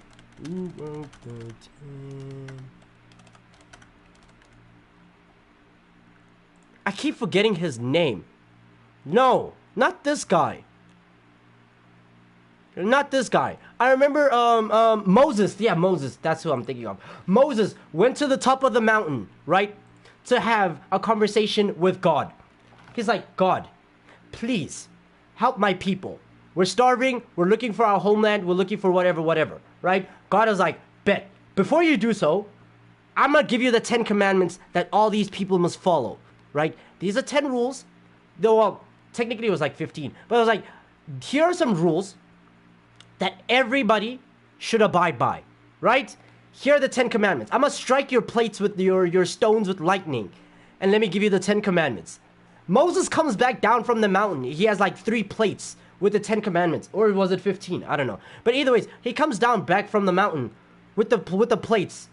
He's like, I come bearing gifts from God, the rules for humanity. He comes down to see all the Jewish people being fucking degenerates, and he, in such frustration, destroys one of the he destroys one of the stones that has the 10 commandments on it. And he's like, oh shit, what have I done? Like, imagine humanity being so crazy at that point that Moses got angry and destroyed one of the 10 commandments. And he had to go back up and ask for another copy. He's like, hey man, I know we ain't got no printing paper, but can you please get me this shit again? Like, please? I'm so sorry. It's just these people downstairs. They're acting kind of crazy. So, like, please. Not to mention all of the people who are, pagans and all of that stuff throughout human history. Humanity has been acting fuck shit. and God has just been there. Well, I wouldn't say at the time he wasn't a silent observer, but he was just there observing everything. I think during Old Testament, everything he did, or well, to my knowledge, everything he did was justified. Humanity deserved it. Humanity was not behaving so many times. First time, Adam and Eve kicked out of the Garden of Eden. Why? They ate the one thing God told them not to do. God said, I'm giving you everything you could ever want. Just don't eat this fruit. Do you know what they do? They eat the fruits. That's the first time God ever face-palmed. He's like, okay, fuck off. All right? Leave. Leave the garden. And then throughout human history, humans have just been doing bad shit on top of bad shit, on top of bad shit. And then God is like, what am I supposed to do? What do you want from me? I'm trying my best to help you guys. And yet they still kept on doing shit. Like, God decides to give Moses the power to split the seas so they could escape Egypt from their captors. And then they still decided to do all the fuck shit that caused Moses to destroy one of the 10 commandments, one of the slabs. Like, how are you gonna do that? You guys are wandering in the deserts for like 40 days and 40 nights, and God is providing you guys with food. He's literally making magical flakes drop from the sky.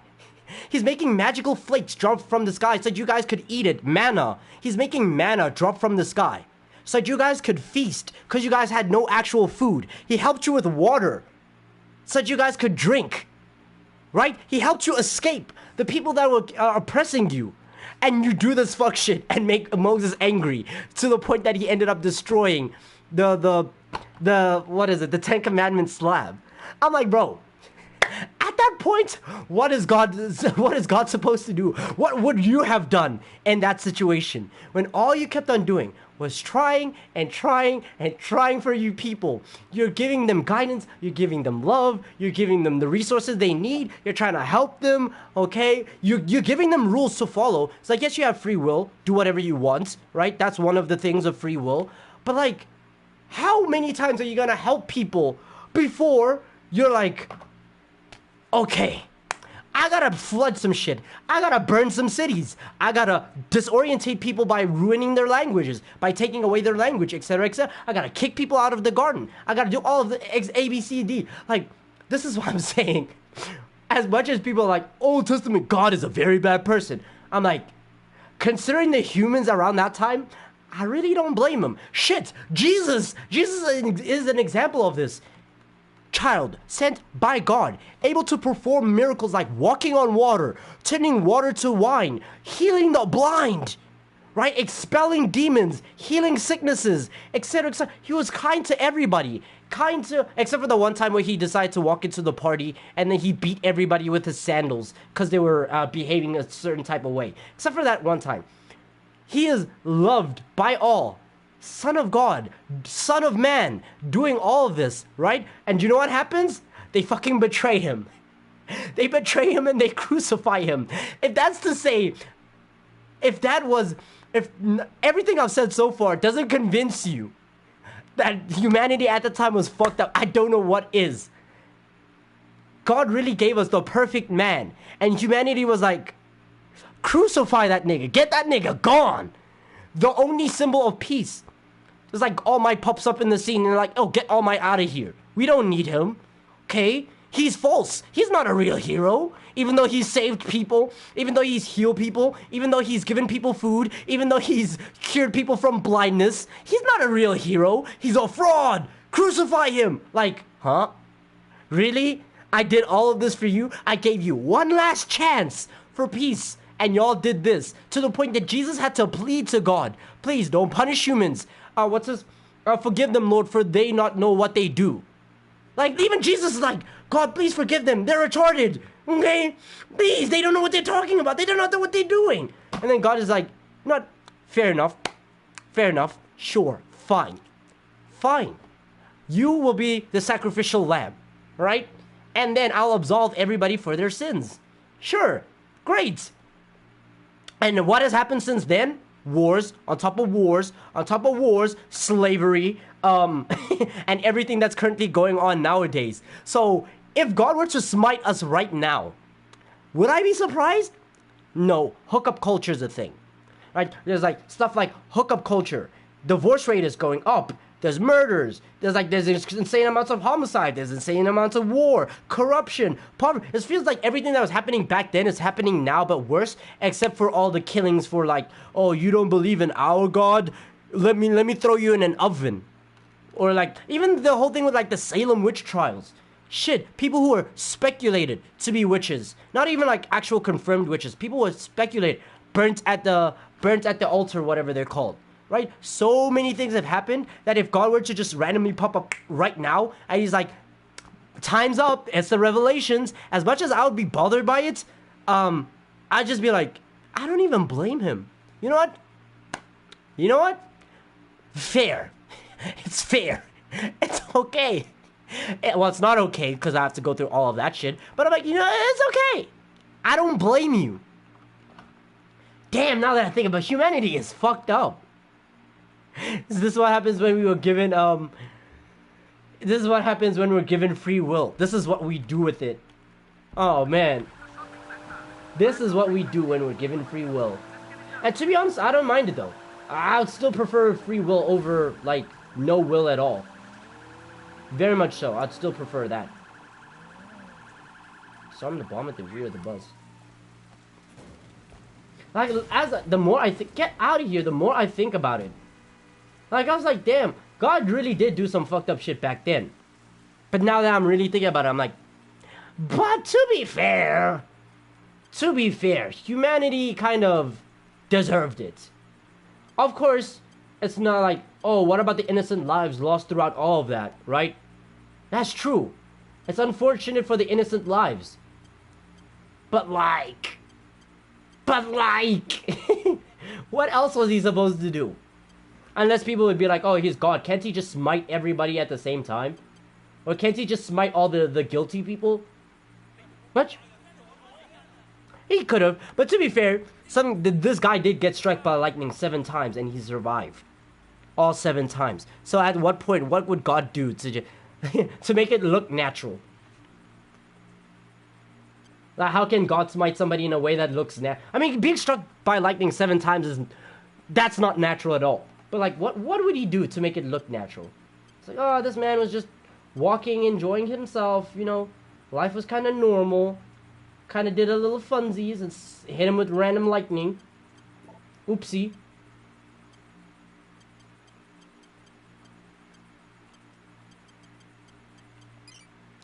Huh.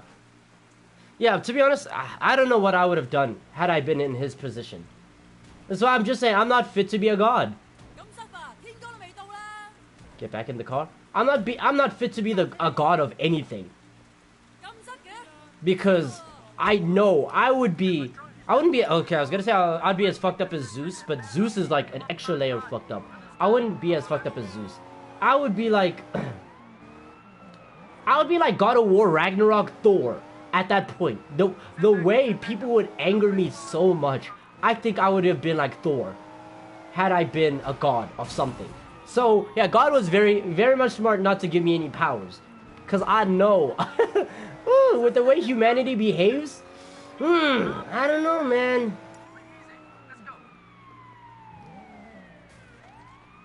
I'd either be like the way God has been behaving throughout Old Testament, or I would have been like Thor. Either way, somebody's getting smited by lightning.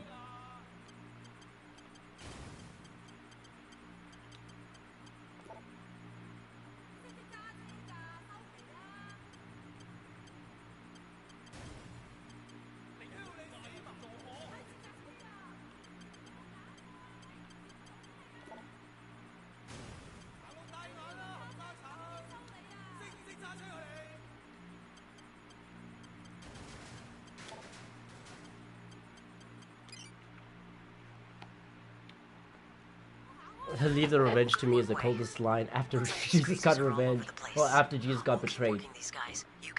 Man, the fact that Jesus even knew, that's the crazy thing, right? I think that really does attest to like the power of God or God's omniscience.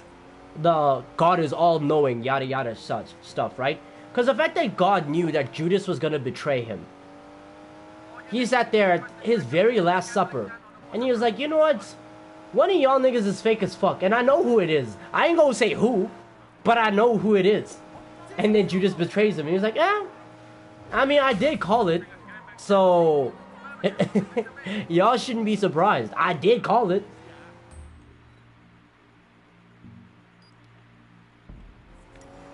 So it really does show how he's like, oh, this man is all-knowing. Because he had, what, 12 disciples? I think, if I remember correctly. And like 12 disciples, and he just knew the right one. He knew exactly which one was going to betray him. And he's like, yeah, you, fucking snake. I see you. I see Lucifer whispering in your ears.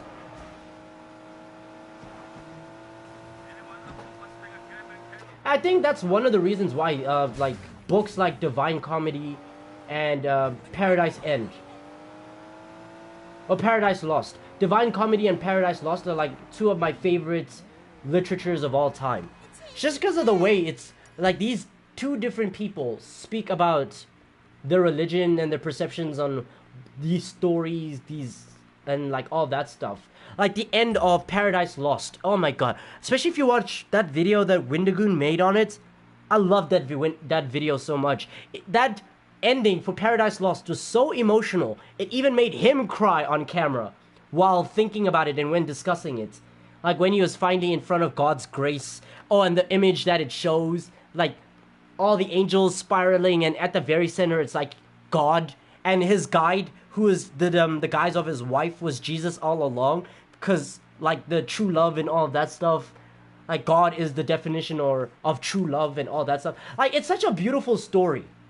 Divine Comedy and even Paradise End. That I would definitely consider it one of my favorite, like, mediums or, like, written fiction. Yeah, it's fiction. Written fictions of all time. I'd definitely consider it up there. Which is, again, I'm out here saying all this, giving all my praises, but I'm still agnostic. Hey, what the hell you think you're doing? It's that cop! He's on to us! Ow. You crazy bastards. Like, I really went and said, all this ranting, bastards. just for me to be, agnostic.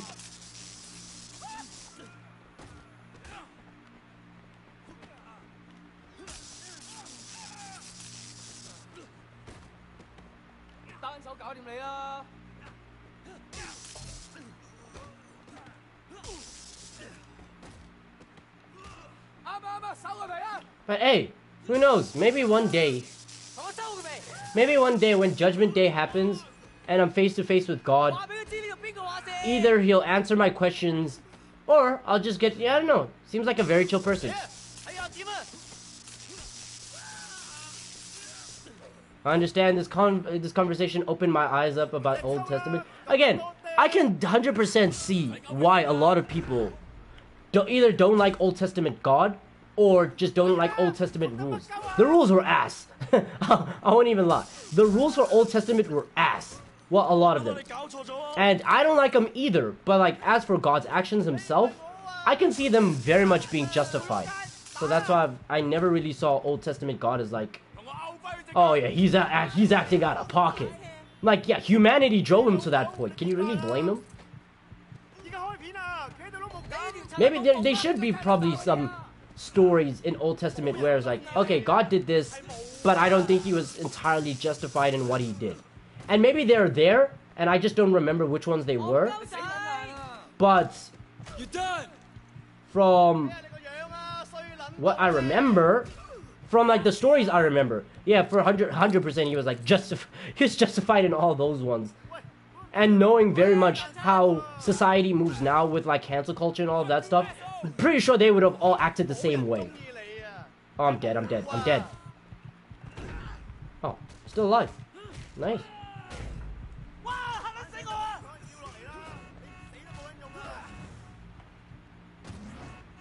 Like, I 100% know a lot of people would have behaved the same. Yeah, I probably would have too. You have to shut them down. Good luck. Some people just don't deserve to live. You should kill yourself now, you know? Proceed to the fish warehouse. Be careful. It's a reported gang hideout. Actually, I know this has to exist on the internet. What is God's kill count? This has to exist. What is his kill count in the Bible? By TheWire.com.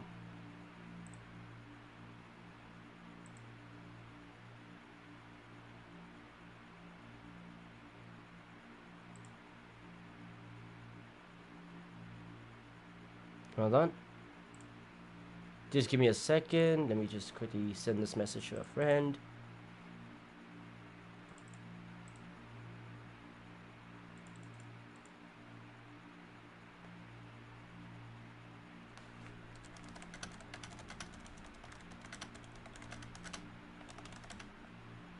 What the hell? I'm typing, but nothing is showing up. Ah, that's why.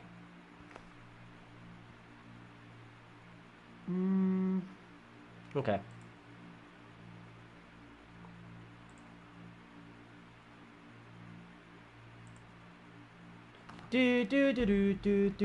Oh yeah. What is God's kill count? So it says throughout the Bible, God has killed 2 million. 2 million. No wait, is this a million? It is. Wow. 2,038,344 people.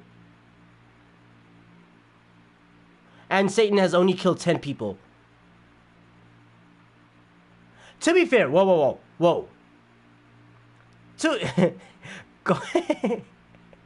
God has a 227,000% higher kill count than Satan. To be fair, I will say, Satan has definitely been up to some crazy shit, right? Wasn't it planetary level kill count? when I think about it, God is like, Satan is not all innocent shit. During the time when Jesus was announced to be born, or when like, oh, Jesus was about to be born, didn't Satan have a thing where he was just like, I need everybody to look around, kill every newborn child. We don't know which one is Jesus, but I need you to find him and I need you to kill him. So he's also kind of wild on that one. It's more like Satan tried, but he didn't succeed. God was just successful because he's like he's like that. Plus, I also do think that a lot of the people that were part of the 2 million that he killed were 1, the flood, and then 2, Sodom and Gomorrah, and then 3 would be like other instances where he had to wipe out like entire cities, right? Instead of just being like, oh, I've killed 2 million individual people because I felt like it. Damn, Hitler has a higher kill count than God. Yeah, that nigga definitely in hell. Oh yeah, he's definitely in hell. No doubt about it. Hitler is 100% in hell. God is like, wow, you beat me in kill counts? Yeah, I don't know, man. I don't know. Yeah, he was probably like, you see right here. What do you want me to say to you? You have a kill count that exceeds mine. Throughout all of Old Testament and New Testament, your kill count exceeds mine? I don't know, man. I don't know. You know, you could have probably made an argument, but after that, I don't know. Shit, what would you even say to God? Actually, no, there's nothing. If I was in Hitler's situation, I wouldn't have even made an argument. I would have just been like, yeah, you know what? I know I'm here, and I know what I did. Yeah, just let's just wrap it up, please. Let's wrap it up real quick. Just throw me in the pits. I know that's where I belong. I'd have very much been that type of person. I'm like, yeah, let's not even have these conversations. I already know what I did.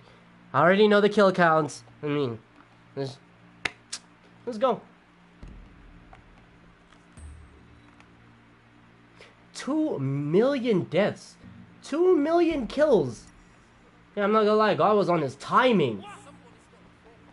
But also, Satan, bro, you are literally the devil. How do you have a kill count of 10? How do you have a kill count of 10, bro? How are you lacking that bad? Holy skill issue. Here you go. Repeat. No, the devil didn't mean... Nah, he's tried. He's definitely tried. He's just failed. Or maybe his kill count is higher. Do you know what I would assume? I would assume Satan's kill count is much higher. But because of all the times that kills have happened, it was probably under like a different name that he went by. Like, let's say he was an Aztec god, and he demanded blood sacrifices. He didn't directly kill them, but he advocated for it. Or he tried to get people to do the killings for him. Right? I would assume that would be what fell under Satan's kill count, rather than, oh, he had a direct hand in killing people. Yeah, I think the devil has a higher kill count than 10, but it's all through influence rather than direct action. While God is just like, yeah, flood. You have this amount of time to build your ark, put all the animals on it, flood.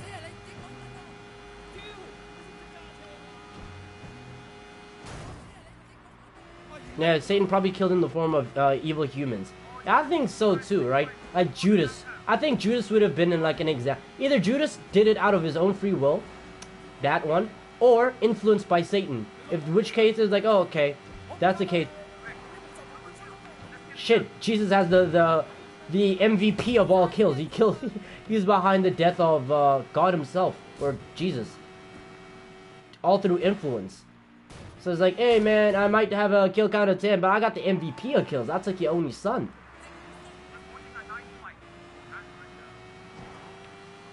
Ah. But yeah, the fact that God has a less kill count than Stalin, Hitler, Genghis Khan. Actually, how many people did Genghis Khan kill? What is Genghis Khan's kill count? I'm so curious.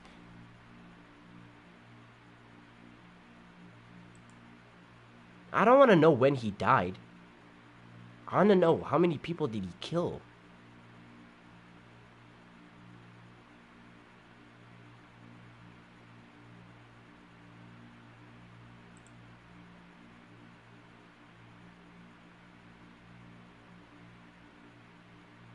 See, Genghis Khan was never defeated in battle. After his death in 1227, his empire was divided amongst his grandsons.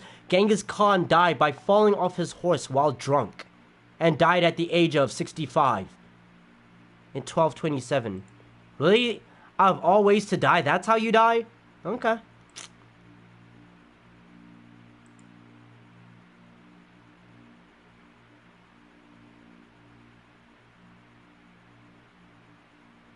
See, how much did Genghis Khan conquer? At his peak, the Mongols controlled between 11 and 12 million contagious square miles, an area about the size of Africa. Genghis Khan conquered... What? The size of Africa? I'm thinking South Africa to Egypt, and he conquered that much land. Oh god, Genghis Khan was him. Huh. By 1227, Genghis Khan had conquered much of Central Asia, made his incursions into Eastern Europe, Persia, and India. And his great empire stretched from the central Russia down to the Aral Sea in the west. And from the northern China down to Beijing in the east. This guy was taking land. He was... I'm not gonna lie. As fucked up as Genghis Khan was, I gotta give him his flowers. He really...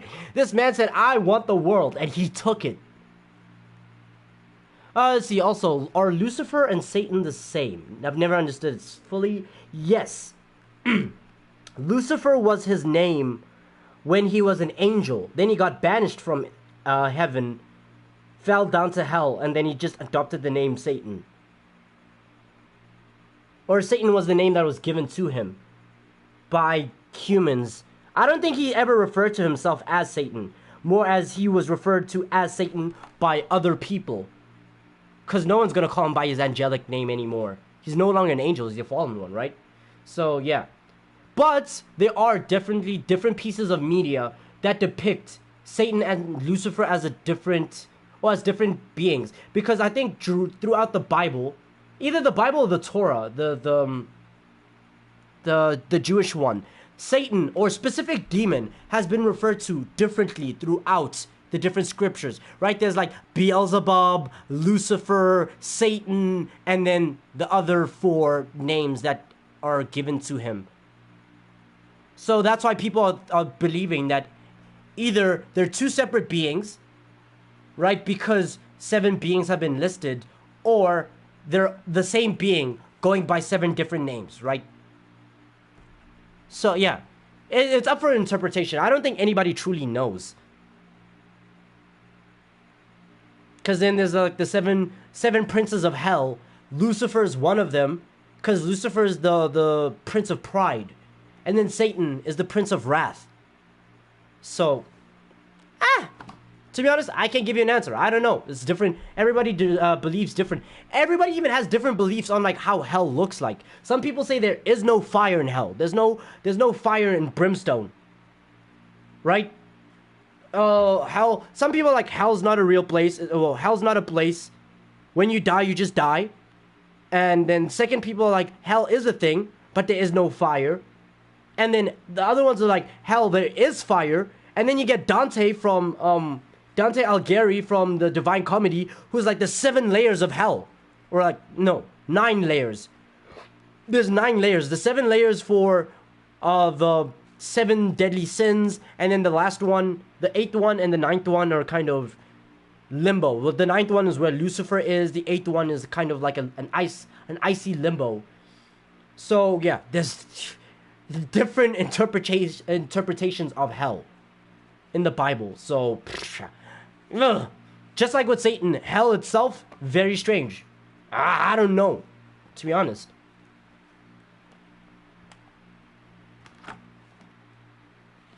Holy bunkers, the 4 people on our worst in history list have more kills than God.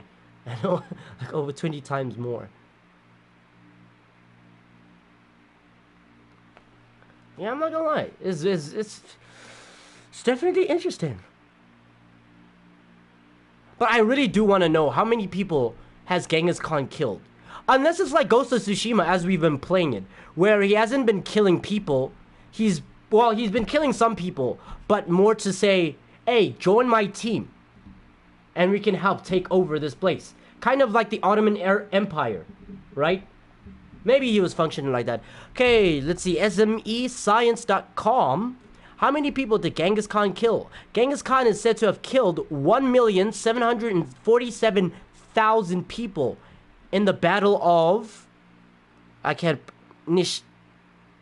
Nishnapur? And 2.4 million people in the Battle of Herat. So that's what? A total of 3,000... Is that 3,000? No, it's not. That's a total of 4,100,000. Is a kill count of 400,100,000 if we combine it. Okay, and then plus it says the wars that he created had led to the death of 40 million people. Oh yeah. This nigga, that's about 10% of the world's population at the time.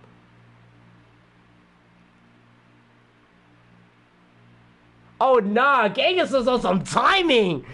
This man really did say, God, hold my beer. Wow. 10% of the world's population at the time. But, as a new study has shown, these bloody conquests helped the environment, removing nearly 700 million tons of carbon from the atmosphere. So I guess Genghis Khan was the real-life Thanos.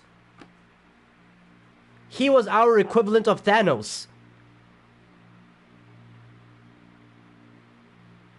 While the Mongol rule wasn't even thinking about it, he was causing the first man-made global cooling.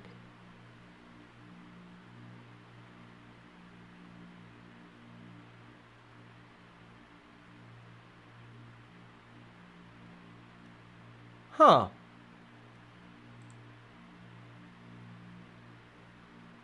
This man's Genghis Khan was the first ever eco-terrorist.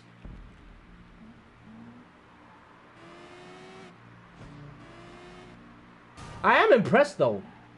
It's like sometimes, like, yeah, it's a tragedy, etc., etc. But you have to be impressed at the capabilities of one man. It's like people will be like, especially when I was at church, right? People, oh, my pastor, one of my pastors was like, with God's help, you could move mountains. This nigga Genghis Khan was like, even without God, I can move populations. Hey, that guy's a cop. Get him. Get him. So I am Get fascinated the by bomb maker that. out of here! We can't let the apocalypse get away from us! With God's help, I can move mountains. Genghis Khan was like, yeah, I can change the ecosystem. Watch me. The Genghis Empire fell as fast as it was made. Which, hey man, even if it did fall as fast as it was made, the fact that it was made and was able to be as successful as it was, Enough of this shit. you gotta give that credit. Now the Ottoman Empire, actually what is the longest lasting empire in all of human history? That's something I'm curious by.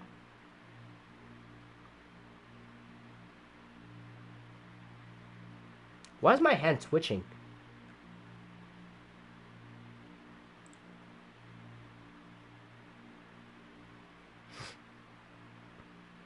I'm is that way we win. Yo, you know the guy cause I'm him. Yo.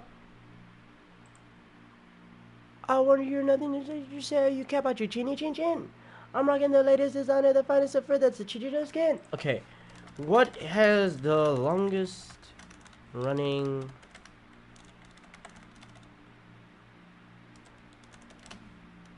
What was the longest running empire in history? The Ottoman Empire. Wow, okay. Nice. Oh, no, never mind. It's the Roman Empire. The Ottoman Empire is one of the longest. It spanned 623 years. Based Ottomans.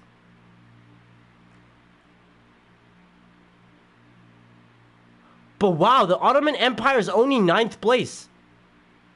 So number 10 is the Portuguese Empire. Number 9 is the Ottoman Empire.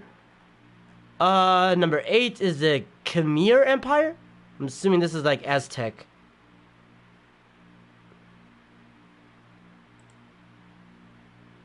What was this? Oh, it's in Thai. It's like in Thailand. Okay. The architecture looked like it was something you could find in Egypt. Not Egypt. Mexico. Number 7 is the Ethiopian Empire. Number 6, the Kanem Empire. Number 5, the Holy Roman Empire. Number 4 is the Silla Empire. Number 3, the Republic of Venice. Number 2, the Kush Empire. Which I'm assuming is the Egypt one, right? Egyptian Empire? Because isn't Kush the name of one of the pharaohs? Or the gods? But it's now known as the Republic of Sudan. Huh. And then number 1 is the Roman or the Eastern Roman Empire. It's the longest lasting one. From 27 BCE to 1453.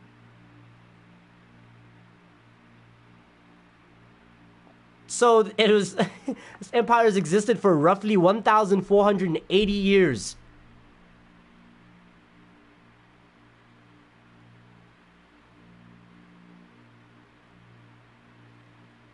It's crazy to think people can hold power for that long.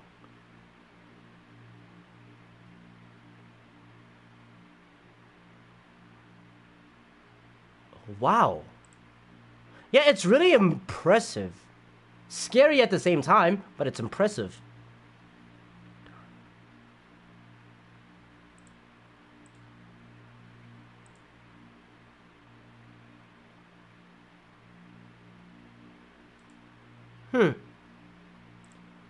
Let's see.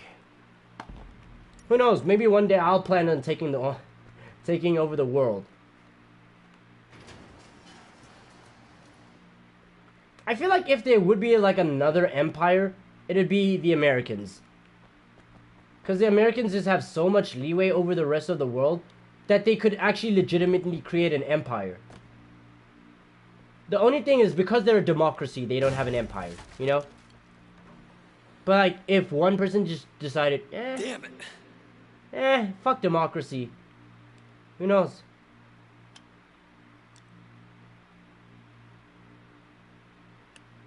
But it is interesting that now, because there are like no guns and all, now that we have so many like access to guns, etc., then it's hard to, it would be impossible, near impossible, for another empire to take place, or another ruling as severe or as powerful. Shit, there's a trophy for killing somebody with a fish.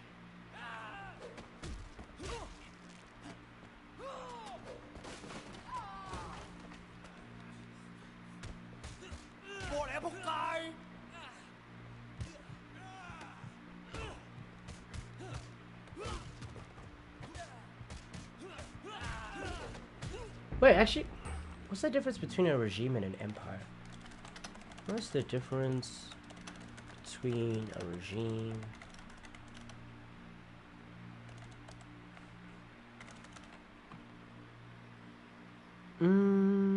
How is an empire different from other kingdoms? The main difference is that an empire and a kingdom is that an empire uses force to control larger amounts of territory or population than individual kingdoms. A kingdom is simply a country or nation state that is ruled by another power. Wait a minute, wouldn't we say that Britain was a... Wouldn't you say that it was an empire then? Well, it used to be an empire, at least. Because the shit that was with colonism and all of that stuff, with colonialism, can't speak. Well, yeah, with all of that, wouldn't it be safe to say at some point it was an empire that ended up becoming a kingdom?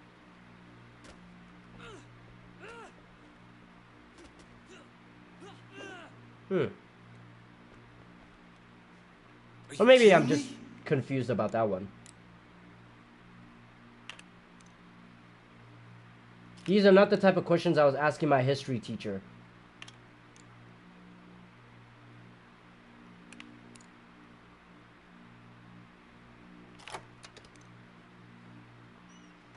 You can't stop us. The end is coming. Please, let me pick up a fish. All these fishes are just too big to use.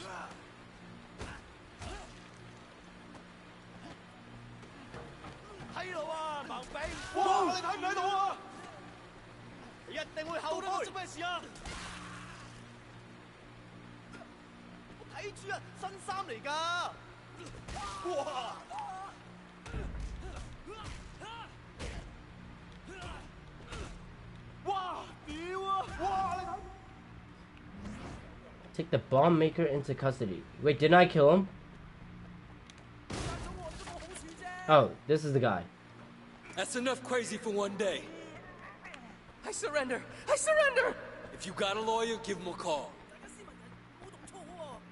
Please. Oh, get an me out of A here. trunk. Those Doesn't guys say are which fucking one. Crazy. They grabbed me out of my chemical lab 3 weeks ago. They've been keeping me in a little cell, forcing me to make bombs for them.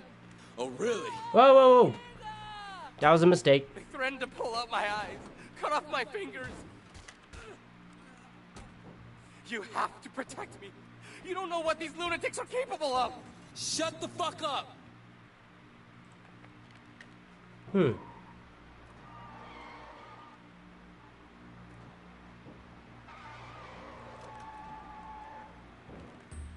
Just give me a quick second.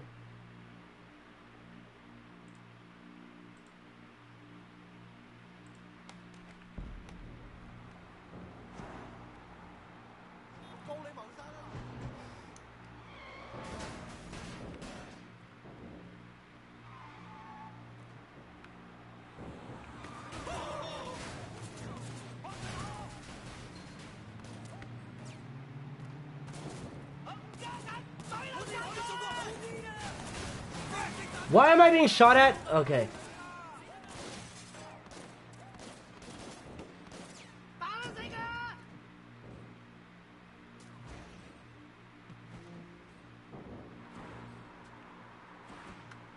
I have to ask y'all a question because something just popped up on my timeline, on my YouTube timeline, and I'm watching the video as I'm playing the game right now. I tend to do that often, and sometimes it gives me topics to talk about. But anyways, I'm rambling. How do I describe this? What are your thoughts? What is the general audience concession on long-distance relationships? Would you do it? Would you be down for it? If not, why? If yes, why? Yeah, I'm curious.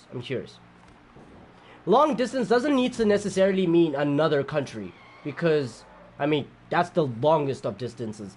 But like, when I say long distance, I mean even stuff like, oh, in another state, or another city, or another town. What's the difference between a city and town? I don't fucking care. Either ways, but like, somebody is really far to consistently travel to. In Soho. I need thoughts on those. I'm in Kennedy Town. What's up? Come by the mobile HQ for an equipment upgrade. Looks like you're going to need it. Personally, I don't know if I can do a long-distance relationship. Not only just because I'm horny. Not just because I'm horny, but like, I feel like it feels hard to connect with somebody when you guys are so far apart.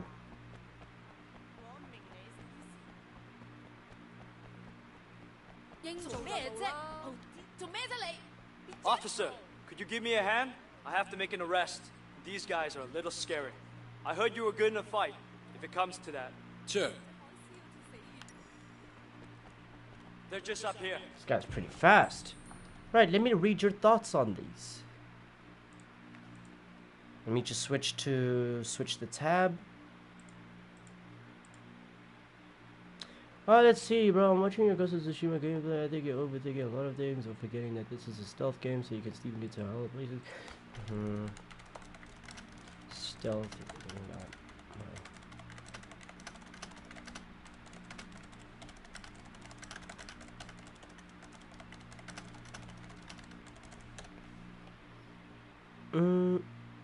I'm a phallus.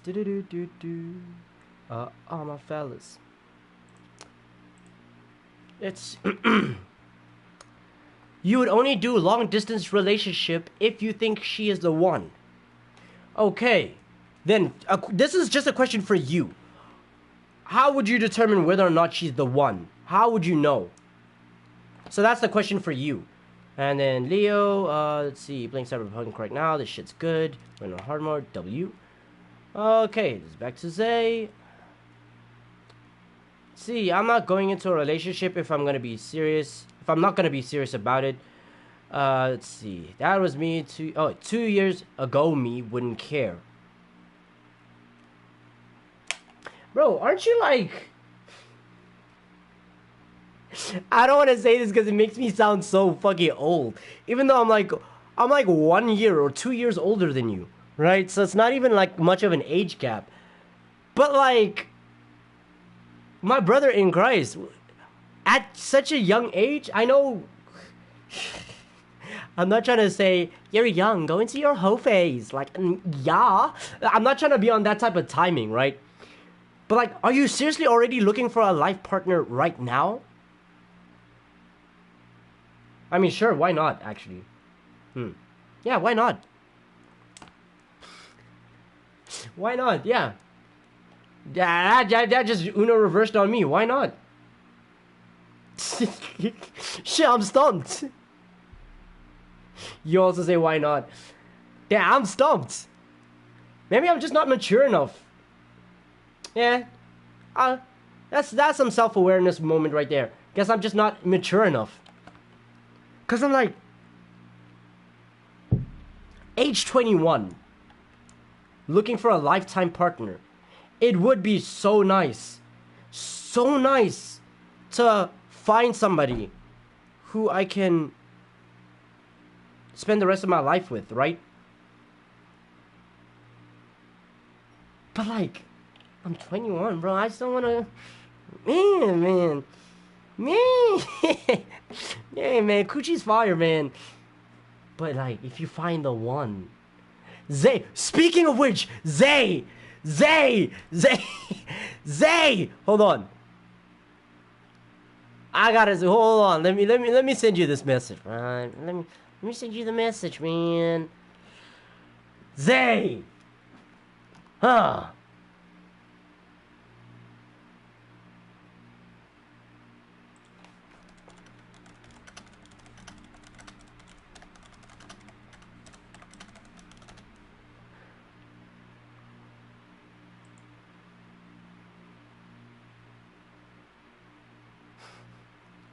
This is 10K saying I'm a fiend because I only have 3 trophies left until I platinum this new Naruto game that came out on Friday.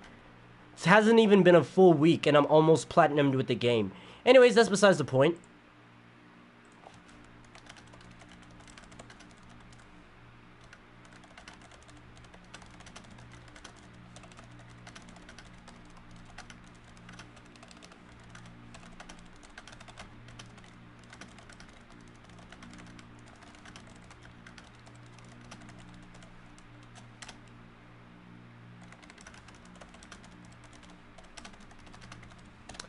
Anyways, okay, I sent you the message. I wouldn't search till I reach 24. You wouldn't search for a life partner until the age of 24? Why 24? 24 is such a specific age. Why is that the cutoff?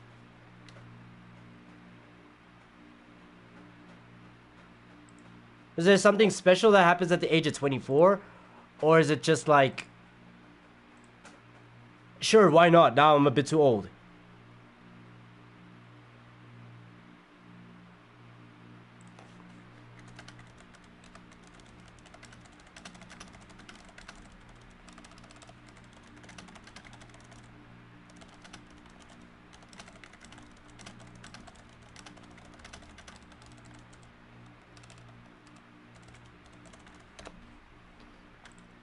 Seems like the sweet spot for me.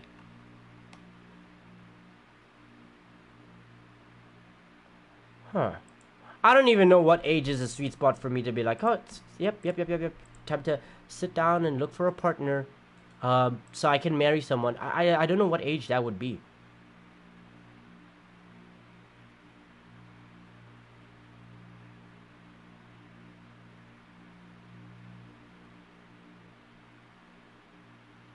Yeah, I don't know what age I'd be where I'd be like... Actually, the sooner the better. If that person makes themselves a parent, if I find them, I'll never let go. Well, I'll try my best not to let go. But now I'm very much on that... I'm very much on that personality, like that timing where I'm done with the whole I can fix her. I don't live with that mentality anymore. Just give me a second. I just saw something.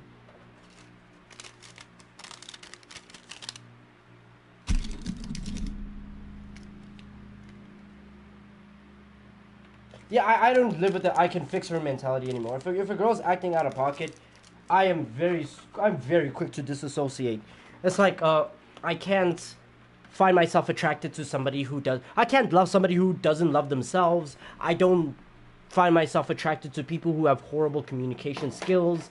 I am very much not attracted to somebody who is not down to reciprocate energy. Like, if you act different, if you act weird, that's like the line for me. At that point, the only thing I could see is like sex, right? So I'd either be like, yep, we're not talking anymore, we'll never talk again, right? Screw that, screw talking to you and all that shit. Or, hey, let a nigga smash. And yeah, that's where it starts and ends.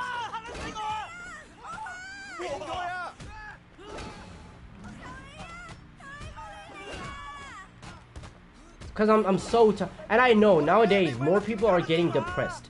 More people are really like getting diagnosed with depression and stuff like that. But sometimes it really does get irritating. Thanks for the help, it gets so irritating I'll take it from here. to be No in a relationship or be talking to somebody who just is so negative all the time, self-loathing, and all that stuff. Like, I know some people just need you to be patient with them and help you open up, but like, I have no time to be your therapist.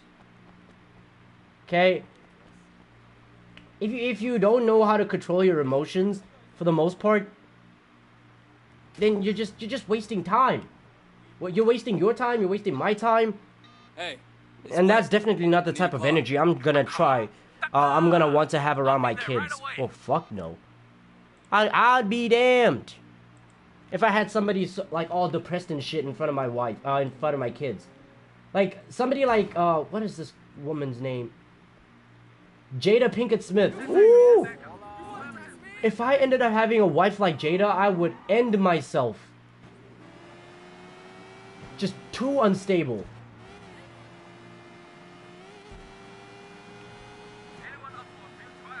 But hey, I guess that's me. Maybe I'm... No, it's not even... I was gonna say, maybe I'm just being picky. Maybe I just want the perfect relation. It's not being picky to say I want somebody who's emotionally stable.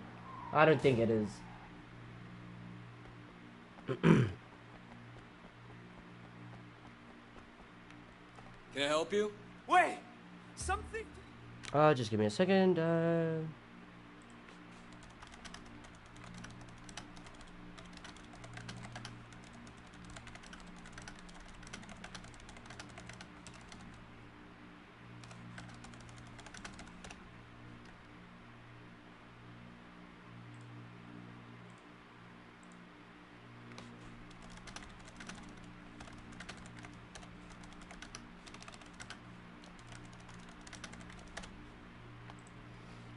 money I put out for the line I don't know. dancers. If I don't get it back, Every single time I start thinking about like, oh, future prospects, future relationships, seeing where that's going, etc., etc. I always do wonder. I always like, I know I tend to overthink way too much. Sometimes I really do tend to overthink things. But I don't know if overthinking is bad in this regard. It's not like I'm being delusional to say, oh, I want the perfect girlfriend. She gotta look like this. She gotta behave like this. She gotta do this and this and this. Like, I'm not trying to be on that type of timing, right? I'm just being very much realistic. I would like somebody who reciprocates energy. Someone who I at least find attractive. And somebody who at least we share a little bit in common. Doesn't have to be a lot. Just something little. Oh, we both like video games? Great, we can play games together. We both like anime? Great, we can watch anime together. That's it. Literally, those are the two things. It's not like I need her to do anything else. I don't need anything else on top of that. It's just those two things so that we can, like, bond together. She could play music, that would be fun. But it's not a requirement. I don't need a wife who knows how to play the instruments. It'd be nice, though. But it's like oh, that's pretty cool if you can do it. More than, oh, you can't play an instrument? I don't fuck with you. Oh, yeah, she just needs to be... These are one of the things I don't want. No K-pop stands. No K-pop stan and, Here you go. no Taylor Swift stan. Thanks, Wei. Those I knew I two? could count on Nah, I'm good off You're that welcome. one.